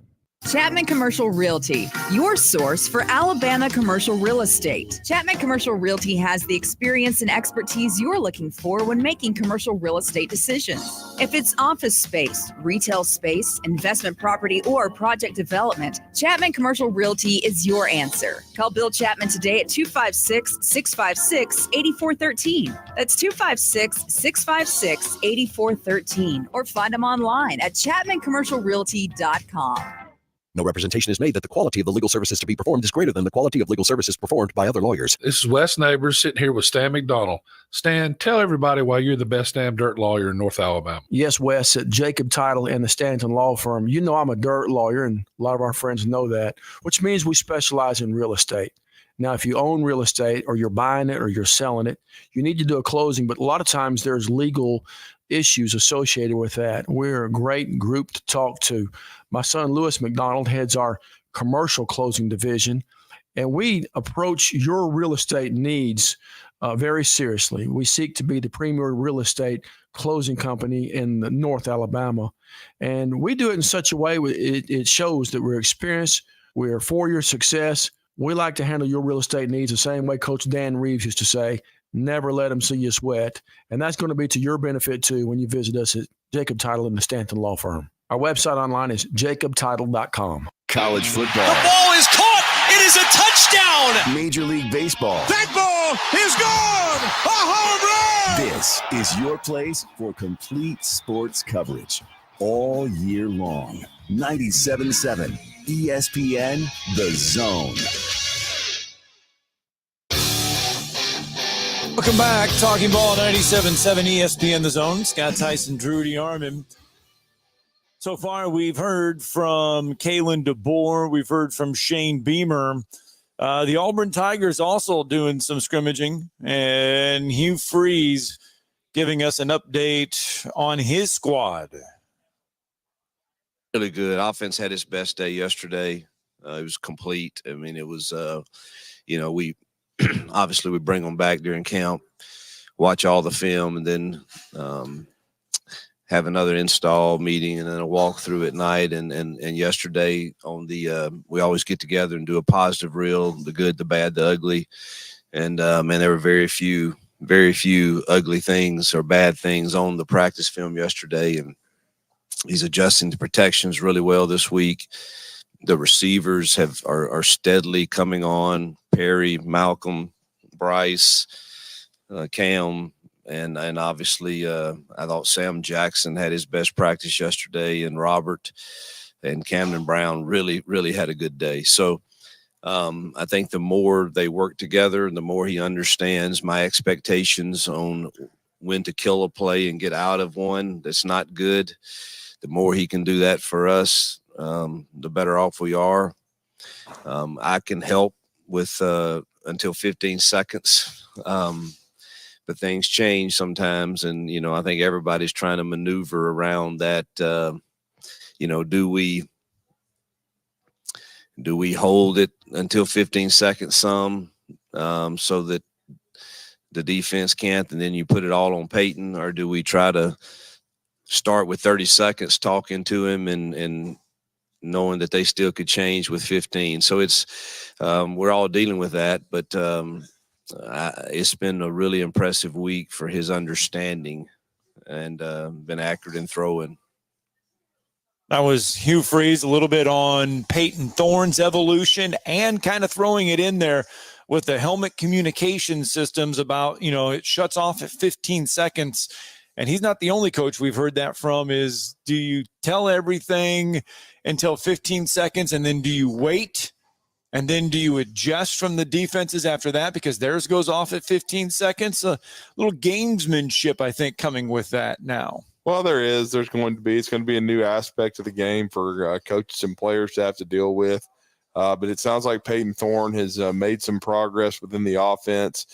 Sounds like their wide receiver core, they're happy with that progress. Cam Coleman is definitely a guy that's probably going to be wide receiver one, even as a true freshman. But I think Robert Lewis from Georgia State, is going to be heavily involved. And I know Jason Caldwell and those guys have really been impressed with him and think he's a guy that, because Cam garnered all the headlines coming out of high school, and then the kind of spring practice that he had. Sounds like he's an Eggo waffle guy like yourself. He ran out of his waffles in fall camp, just from kind of reading his reaction and the media kind of doing a Q&A with him. But, I mean, Keandre Lambert-Smith, there hadn't been a lot of talk about him, but I think they've been holding him out.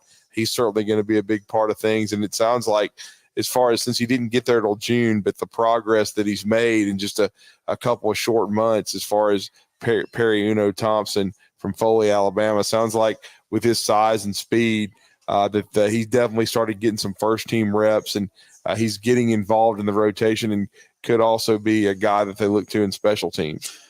All right, if you're looking ahead to week 1 of the college football season, Alabama A&M will travel to Auburn. Mm-hmm. That'll be a 6:30 kickoff on ESPN+. Alabama, again, Western Kentucky will be a 6 p.m. kickoff on ESPN.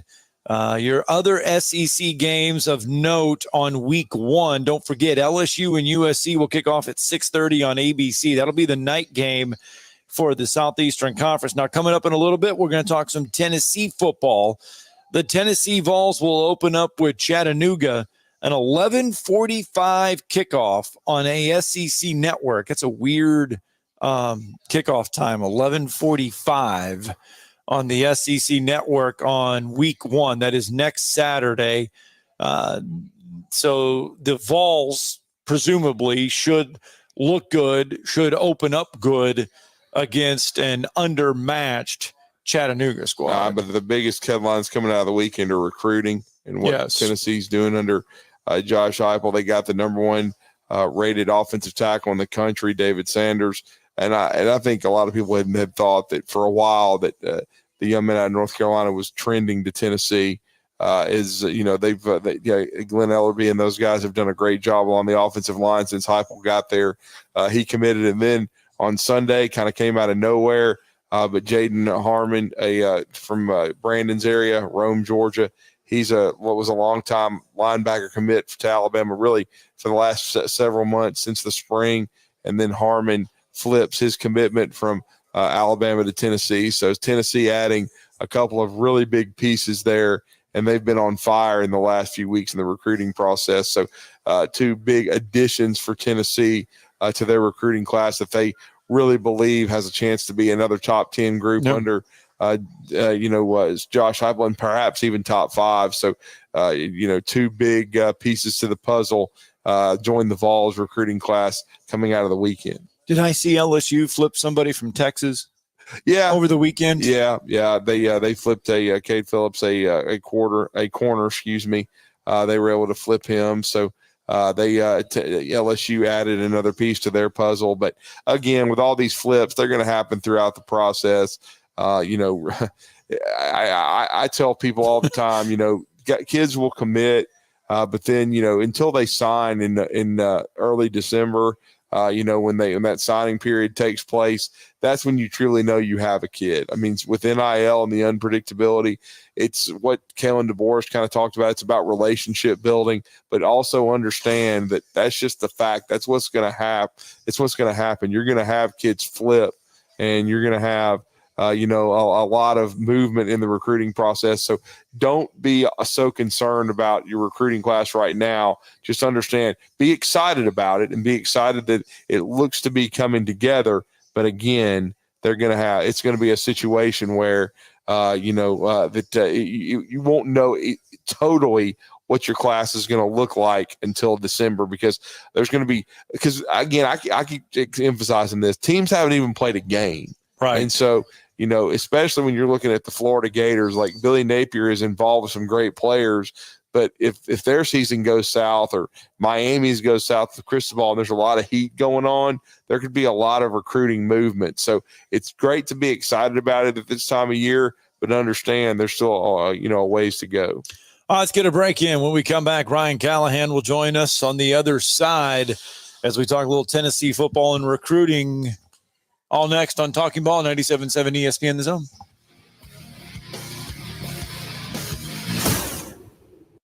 You're listening to Talkin' Ball on 97.7 ESPN The Zone. Still working on a wreck, 53 in Tony Road. That one reported as an injury type. Had one at Calvary Boulevard and Highway 20 coming out of Decatur. That one had a ladder that a vehicle hit. That one should be clearing very shortly, maybe out of the way already. Expert heart care backed by advanced technology. When you need cardiac care, you need the heart doctor. Dr. Randall Burns and the team at Huntsville Heart Specialists on Bob Wallace Avenue. Captain Nick in the Valley Skywatch Traffic Center. Tom Luganville here for my friends at Woody Anderson Ford. Bobby White and his team take great pride in their service department, and you can see it the moment you walk into those beautiful new service lanes. And just like a championship team, they all work together to make sure your experience is second to none, whether you drive a Ford or not. Also, check out the gold certified pre-owned inventory at Woody Anderson Ford for great deals every day. Stop by and see them at Jordan and Sparkman or at Woody Anderson of Madison on Hughes Road, or visit WoodyAndersonFord.com. Ann Adams with Berkshire Hathaway Rise Real Estate is the one name to know if you're buying or selling real estate. With years of local experience, Ann Adams offers buyers in-depth knowledge of the local housing market and will narrow available properties down to those you'll be interested in so you can save time when shopping for your new home. If you're ready to sell, Ann offers a seamless process using accurate pricing and expert negotiation skills to make sure you get a fair price for your home. Call Ann Adams today at 256-337-2625 or log on bhhsriserealestate.com. From heirloom diamonds to contemporary jewels, Loring & Company is the place to find something truly special. Whether shopping for a diamond ring for that once-in-a-lifetime occasion or marking a milestone birthday or personal achievement with a Rolex watch, you'll find just the thing in our edit of the world's most sought-after brands, including David Yurman, Roberto Coin, Marco Bicego, and Fopay. Expect a treasure trove of the world's most unique, even breathtaking earrings, rings, necklaces, and bracelets, making choosing just one piece a challenge in itself. Loring & Company Jewelers on Airport Road.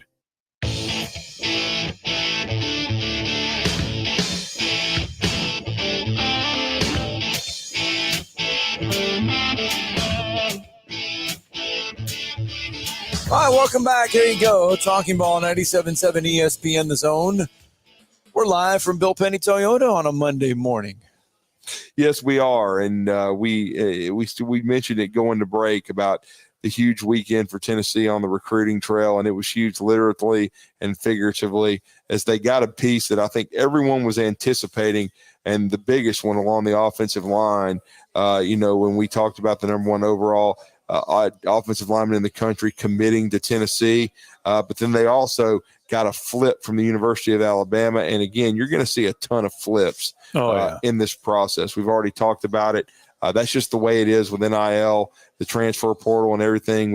And then if you miss on a target, you circle back to a guy, or if you have someone flip from your class, then you concentrate on another prospect that might be in an opposing an opponent's recruiting class. That's what it was with Jaden Harmon from Rome, Georgia, who flipped from Alabama to the University of Tennessee. But we're going to talk about that and more with a guy that's as plugged in as anyone when it comes to Vols recruiting. He is part of Go Vols 24/7, and that's part of 24/7 Sports, and he's the recruiting editor, and that's Ryan Callahan, and he's joined us and been kind enough to talk some Tennessee Vols recruiting this morning. Ryan, we appreciate your time. Welcome back to the show. You're with Drew and Scott. Good morning. Hey, how's it going, guys? We're doing well. I mean, if I'm not categorizing it correctly, you can certainly chime in. But I kind of felt like throughout this process, especially the last several weeks, that David Sanders, the top offensive tackle in the country, maybe the top offensive lineman overall in the 2025 class, it seemed as though that Tennessee had been in strong shape for a while with him. They had. I would go back a few months. I think there was a sense among a lot of people earlier in the year that Clemson was maybe the early favorite, but I'm not sure how accurate that really was. I think a lot of people read into the fact that he grew up liking Clemson, things like that, and really I think Tennessee's kind of been well positioned since at least early April and probably even longer than that, really. But they were certainly one of the teams to beat even 6 months ago. But when the visit started this spring on a frequent basis, he's been to Knoxville now 5 times since early April. I think the ball kind of started rolling in Tennessee's direction around that time. But yeah, it was definitely not a surprise by the time it got to announcement day. But you never take anything for granted in a battle like that. Certainly, we've seen even this year one that was leaning Tennessee's way, Deshaun Brame, who ended up flipping to Tennessee later, but it sort of went away from him in the last 24 hours. They were in position to get him, and then Oregon swoops in at the last minute, changes his mind, and he announces for Oregon the next day. So you never know when something like that might happen, but Tennessee did get that one to the finish line with David Sanders without any incidents. And, Ohio State, Nebraska, those are the other 2 main contenders in the end. They had made big pushes. Nebraska in particular, they got him on campus last month right before he went back to Tennessee for a final visit in late July. But no one able to steal the momentum away from Tennessee. So just a huge win. We've seen them get the big wins at the quarterback position with Faison Brandon and obviously Yamaliava, George McIntyre. But that, I think a lot of people said, okay, Josh Heupel's had good quarterbacks everywhere he's been. Kind of makes sense that he gets to a program with resources and they're getting quarterbacks now, right? But when you start getting recruiting wins like that at other positions on the offensive line, they've done a good job at edge rusher too on defense, but to get a player like that every program in the country would have loved to have, that's a kind of a statement win, I think, for Tennessee, considering they don't have this great reputation of being an offensive line producing program that sends a bunch of guys to the NFL. They sent Darnell Wright last year, but not overall one of the positions they're known for right now. So a really impressive win, and definitely one that caused a lot of excitement among Tennessee fans and for their future. Yeah, David Sanders Jr., a big get as well. I mean, a 5-star offensive tackle. You mentioned not getting a lot of those, offensive lineman type of guys. I mean, they're winning those battles. They are, and that's not something that was really the case until, this past several months. Earlier this year, they get Lance Hurd out of the transfer portal, the LSU transfer, former 5-star. Yep. And that was the one that quickly changed the outlook for the future of Tennessee's offensive line. They've really been kind of getting by on holdovers from the Jeremy Pruitt era on the offensive line in a lot of cases. Darnell Wright was certainly one of those. They got Cooper Mays, Javonte Spraggin still starting. John Campbell was a Miami transfer that kind of patched things up. But everyone was kind of wondering, sort of where's the future for this group? When are they going to start to win some big-time recruiting battles? And they took a good step in the right direction on the offensive line in the 2024 class. Some good players that have long-term potential. Bennett Warren, William Satterwhite, some nice players. But this is a different level of player now that they've gotten in Lance Hurd and now David Sanders. So that's obviously, you're getting big-time quarterbacks. Then the next thing is you got to protect them. I think they feel confident in their ability to find wide receivers. They've produced, running backs, even without getting, top 100 prospects at that position. They've had productive running backs. But where were they going to get the guys that protected those franchise quarterbacks?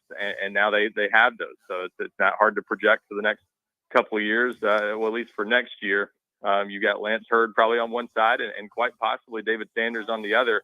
If not as a day one starter, pretty early, I think you're going to see him in there because he's just got that kind of ability that even though he's a leaner tackle, certainly it's going to be a big part of Tennessee's plans from the minute he arrives on campus. And he will be David Sanders will be expected to enroll early. Is that correct? He is, and yeah, I saw him at a camp last year. I think he was 255 pounds at one point last year in the off season. Had a labrum injury last year that kept him from building the strength that he ideally would have added and improving his weight, but he's already up to 290 and has a great frame. So he continues down that path and especially gets on campus early. He's certainly going to be over 300 pounds by the time next season rolls around and have a chance to be where he needs to be to play early. Ryan Callahan, kind enough to join us on the Neighbors Wealth Management Hotline talking Tennessee. Ryan, Can you put your finger on why the success for Tennessee in the recruiting trail? Is it because of the attention that Tennessee's getting? Is it because of the success on the field that Josh Heupel is doing for Tennessee? But why the uptick for Tennessee recruiting? Yeah, it's definitely not any one thing. I think that obviously, fans from other teams will sort of assume that this is just an NIL thing. Tennessee's just getting because of NIL. Well, they tried to win some battles a couple of years ago with NIL, and it didn't go their way. They missed on some guys like Carnell Tate, wide receiver that picked Ohio State over Tennessee. They were sort of having trouble breaking through. So I think what's changed is you've got some success to sell now. You've got a program that now appears to be giving players the things that they want at the college level, because you've got to have it all across the board to get a player, certainly of David Sanders' caliber. You're not going to get a guy like that with just one thing. You've got to give a player like that reason to think he's not sacrificing anything in terms of his NFL future, chance to compete for championships. You got to have all of it. And so now I think they've got more to point to. Now they've got 20 wins over the past 2 years. They've got big-time quarterbacks on campus and coming in future classes. Reasons for players like David Sanders and obviously Jaden Harmon too, and others to feel like they're going to have a bright future at Tennessee, and that they're part of a program that's moving in the right direction. So I think that's the big difference. Is now they've got more of a proof of concept to sell. The staff's entering season 4, and they've had success already. And players believe there's going to be more success in their future based on the talent that they've brought in and the players they've put in the draft. Having a guy like Darnell Wright to point to last year in the draft is a big deal, and something Tennessee didn't have a couple of years ago to sell, and now they have that, and they have Jalen Hyatt to point to for wide receivers. So definitely having more of an example of what they can do in the future, and seeing the players they already have on the roster, I think makes it easier to sell what Tennessee's doing. And Ryan, walk us through what happened with the certainly with the flip of Jaden Harmon, the linebacker from Rome, Georgia, from Alabama to Tennessee. That one kind of came out of left field yesterday. He had a few days before talked about being locked in with Alabama. We know how recruiting can change and change quickly. We know that Tennessee had lost a flip to USC at the linebacker spot. But what happened? How did that kind of come together with him flipping a quality prospect like Jaden Harmon from Alabama to the Vols? Well, so yeah, that one was a really interesting one. Jaden Harmon was a guy that if you'd asked me 6 months ago, I would have said Tennessee might, projecting sort of who they ended up with in the class. Jaden Harmon would have been one of my first guesses at the linebacker position, because they were off to a great start with him. They had him on campus 4 times between last summer and March. Went to a couple games at Tennessee last season, went to a camp. It looked like a Tennessee-Clemson battle at one point earlier this year. And then Alabama, made a big push for him in the spring and was able to land him. And it really came down to Alabama and Clemson at the time he announced. So Tennessee was sort of that third team there, but they had been a front runner all along. So I was fully expecting Tennessee to at least stay in contact there, see if anything happened to give them a chance, the door opening. And I think, Alabama having 5 linebacker commitments in its class kind of gave Tennessee the opportunity to try to use that against Alabama, frankly, and just point to that as, something that might hinder his ability to get on the field there, while Tennessee only had 1 projected linebacker in its class before Harmon picked Tennessee yesterday. So, it was something that came together, maybe on the surface quickly, but really that he was kind of a guy they'd been working on even since before he committed to Alabama, obviously, but a guy they stayed in contact with from the time he announced that decision. So it's one that, Jaden Perlotti, the other one you referenced, was a guy that Tennessee looked to be in position to land before he flipped from Georgia to USC.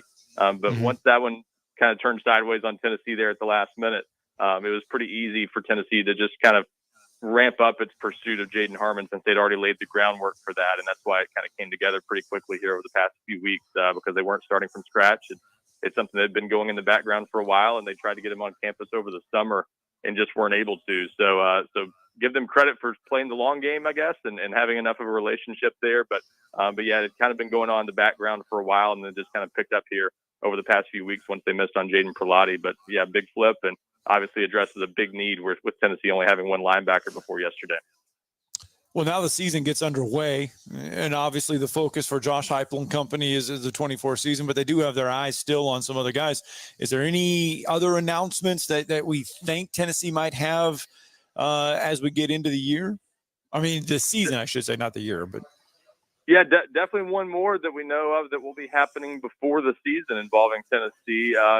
Otis Konanbanny, a 4-star cornerback from Columbia, South Carolina, originally from the UK and born in France. So an interesting player that's been in the U.S. for only a few years, but really talented and 6'1", good frame. And he's had a lot of competition for him. Took official visits to Tennessee, North Carolina, Florida State, and LSU, and his 2 finalists now are Tennessee and Florida State. He's set to announce on Friday. That's one that I think has been set up pretty well for Tennessee for several weeks now. So definitely one to watch closely when he announces his decision later this week. And beyond that, we'll see. Tennessee's already at 23 commitments. If they were to land Konanbanny on Friday, that would give them 24. That would obviously put them in a really good spot going into the season. Still some other needs they would like to address. They're going to work on a second running back in this class. DeJuan Morris is an in-state guy committed to USC that they're going to continue to recruit. They're going to keep looking around at other positions, defensive line, maybe edge rusher, maybe linebacker, still a few positions like that, but they're getting pretty close to being, not completely done, but being near capacity for this class going into the season. And certainly Otis Konanbanny would be another nice pickup for Tennessee if they can land him on Friday.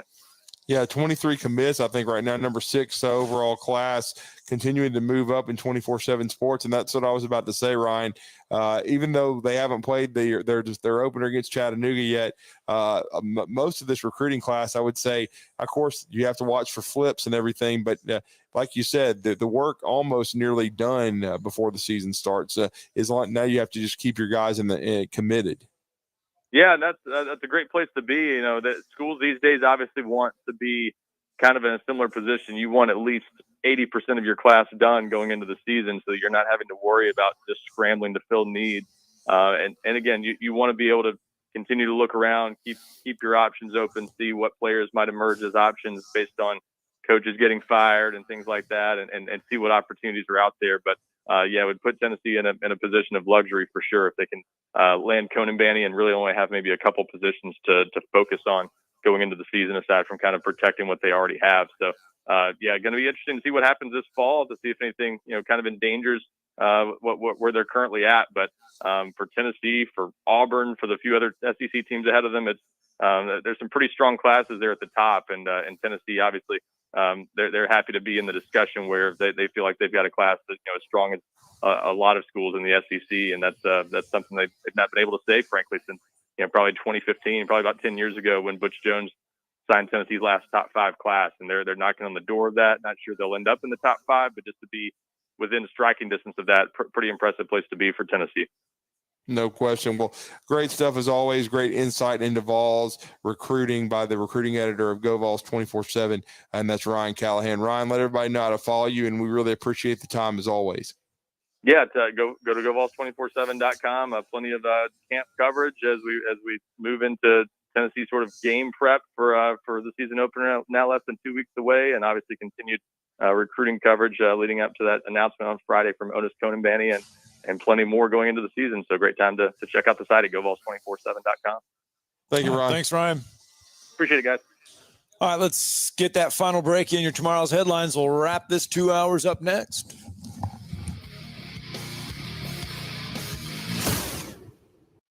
You're listening to Talkin' Ball on 97.7 ESPN, The Zone. Limestone County's paging out a structure fire on East Step Road off Highway 72, apparently involving a structure and vehicles there. Just picked up a wreck at Gallatin and St. Clair. I think it's a no injury. 53 and Tony Road, head injury, still may be working on it. The one at 20 and Calvary Boulevard coming out of Decatur should be clear. Snelling needs an experienced accountant in Decatur. It's a growing company with great benefits. Snelling, how the area's best companies hire talent. Huntsville.snelling.com.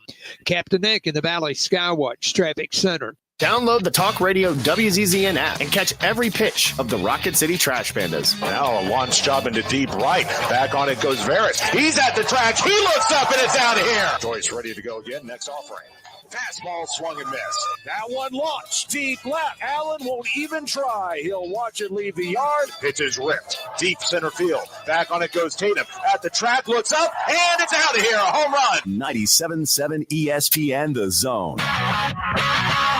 The company is Eagle Masonry and Insulation, but did you know they're also Eagle Landscaping and Dirt Work? Eagle can take care of all your landscaping needs, including irrigation, sod work, and planting, both plants and trees. On the dirt work side, Eagle can grade and build your pads, haul dirt in or out, and even do erosion control. Philip Love and his team can do it all for you. The website is the same, insulatewitheagle.com, as is the phone number, 256-755-1556. Give them a call and see what Eagle can do for you.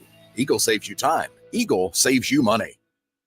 Not looking or feeling your best? No energy for the things you like to do? Ready to look and feel younger? Make your appointment at Advanced Life Clinic, one of the region's foremost destinations for patients interested in looking and feeling their best. Specializing in advanced laser treatments and weight loss, male and female rejuvenation to offset the effects of aging, and more. See how Advanced Life Clinic can help you enjoy your life again. Call 256-882-6555 or log on advancedlifeclinic.com. Hi, my name is Dan Aldridge. I'm here to let you know about the Aldridge Law Firm and the soon-to-be-announced Legal Town Center. I've been practicing law in Alabama since 1984, and I also practice in Tennessee.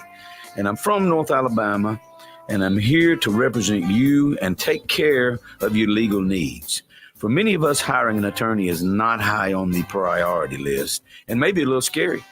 But it's something that we all need at some point. So by all means, do your homework. And if you need representation for car accident, wrongful death, medical malpractice, nursing home abuse, or estate planning, or any other matter, just give us a call at 256-534-3188. And you can email me at Dan, that is Dan at danaldridgelaw.com. Dan at danaldridgelaw.com. God bless America. No representation is made that the quality of legal services to be performed is greater than the quality of legal services performed by other lawyers. Looking for your next game day party destination? Well, think outside the box and kick back at Flow Supreme Air. And you may be thinking, isn't that the trampoline place? Of course it is. But it's also the one-stop spot for all things fun. And if kicking back with the boys to watch the game is your jam, then you're in the right spot. Jump or not, Flow tends to all ages, meaning while you sit back and watch the game, but little Jimmy's having the time of his life perfecting that front flip he most definitely wants to show you. You got this, Jimmy. So next time you think Flow, think fun for everyone.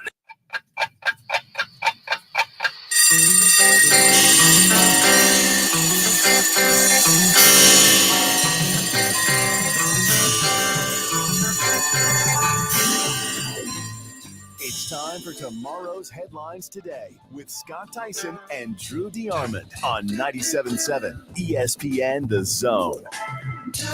As we mentioned in hour number one, coming up today at 1:30, Mars Music Hall, the Rocket City Classic will have a press conference to announce this year's participants in the non-conference basketball game that'll take place at the Von Braun Center. And I told them I would not tell you who's playing, but if you are a fan of our station, and I guarantee you, you will be able to hear the basketball game right over our airwaves once the basketball season begins, because I have a feeling we won't have to work too hard in bringing it to you, that we will have that game for you over the airways. So that is coming up today at 1:30 at Mars Music Hall, downtown Huntsville. The other one is the SEC, the Southeastern Conference today. It will become official. They will, I guess, announce it, but the SEC and the city of Hoover have come to an agreement that'll keep the SEC baseball tournament at the Hoover Met through 2028.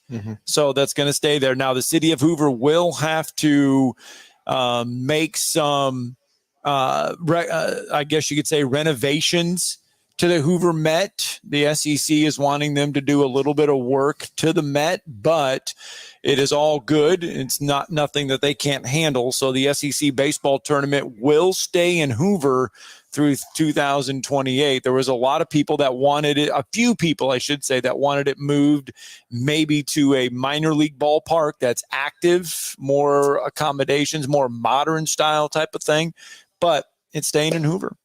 Yeah, it's staying in Hoover, and I'm glad of it because I think it's a perfect location for it. I think the city of Hoover has made a great event and has plenty of parking, plenty of amenities for everyone to go to the Hoover Met. There's no complaints to it. Alabama hasn't won the tournament since 2003, so they can't bitch about that like they used to, because Alabama won it a ton 6 times under Jim Wells, but they have not won it since. So all that whining and crying has gone away. And it's just a great event. It's well attended. Yes. Even when Auburn, Alabama, maybe Mississippi State have gone through down years, which we've seen the last few, it's still extremely well attended. And so I think the city of Hoover is committed for keeping it and doing what they've done. And I'm sure they'll do the renovations, hopefully to keep it long term, because I think it's a good spot for it. Now, if Hoover does some other building and renovations, perhaps maybe they get SEC football media days back. But I think that's other facility stuff that they're going to have to improve to get back. But I think as far as what they've done for baseball, they've done a ton and I think it was great to salvage, because we know they opened Regions Park, and that's their minor league park. They already have a minor league park there, but I like the fact that the Hoover Met is the year-round home of the SEC baseball tournament, and I think they do an outstanding job putting on the event on a year-to-year basis. All right, let's go out to the phone lines. Jeremy is with us real fast. Good morning, Jeremy. Good morning, Jeremy. Good morning, guys. I find it hilarious that the deal with the Hoover Met is you do renovations, considering, like you were just talking about, considering that's why the Barons left and went and built Regis Field, is they wouldn't do the renovations. Yeah, I don't know the extent of them. I just know that they're going to have to make a few updates to it a little bit. But I tell you what, I mean, if the SEC is happy with it there, obviously they are. Yeah. Yeah, and it's a great spot to have it too, because it's a great centrally located area for this tournament, and it draws a crowd every year. So that's what's always great about it. We've been down and watched a couple of games, and it's incredible. So hopefully thanks, Jeremy. And get it done. Thanks, Jeremy. Yeah, that's going to wrap up our 2 hours live from Bill Penny Toyota. What a 2 hours it was. I think we got everything in we could.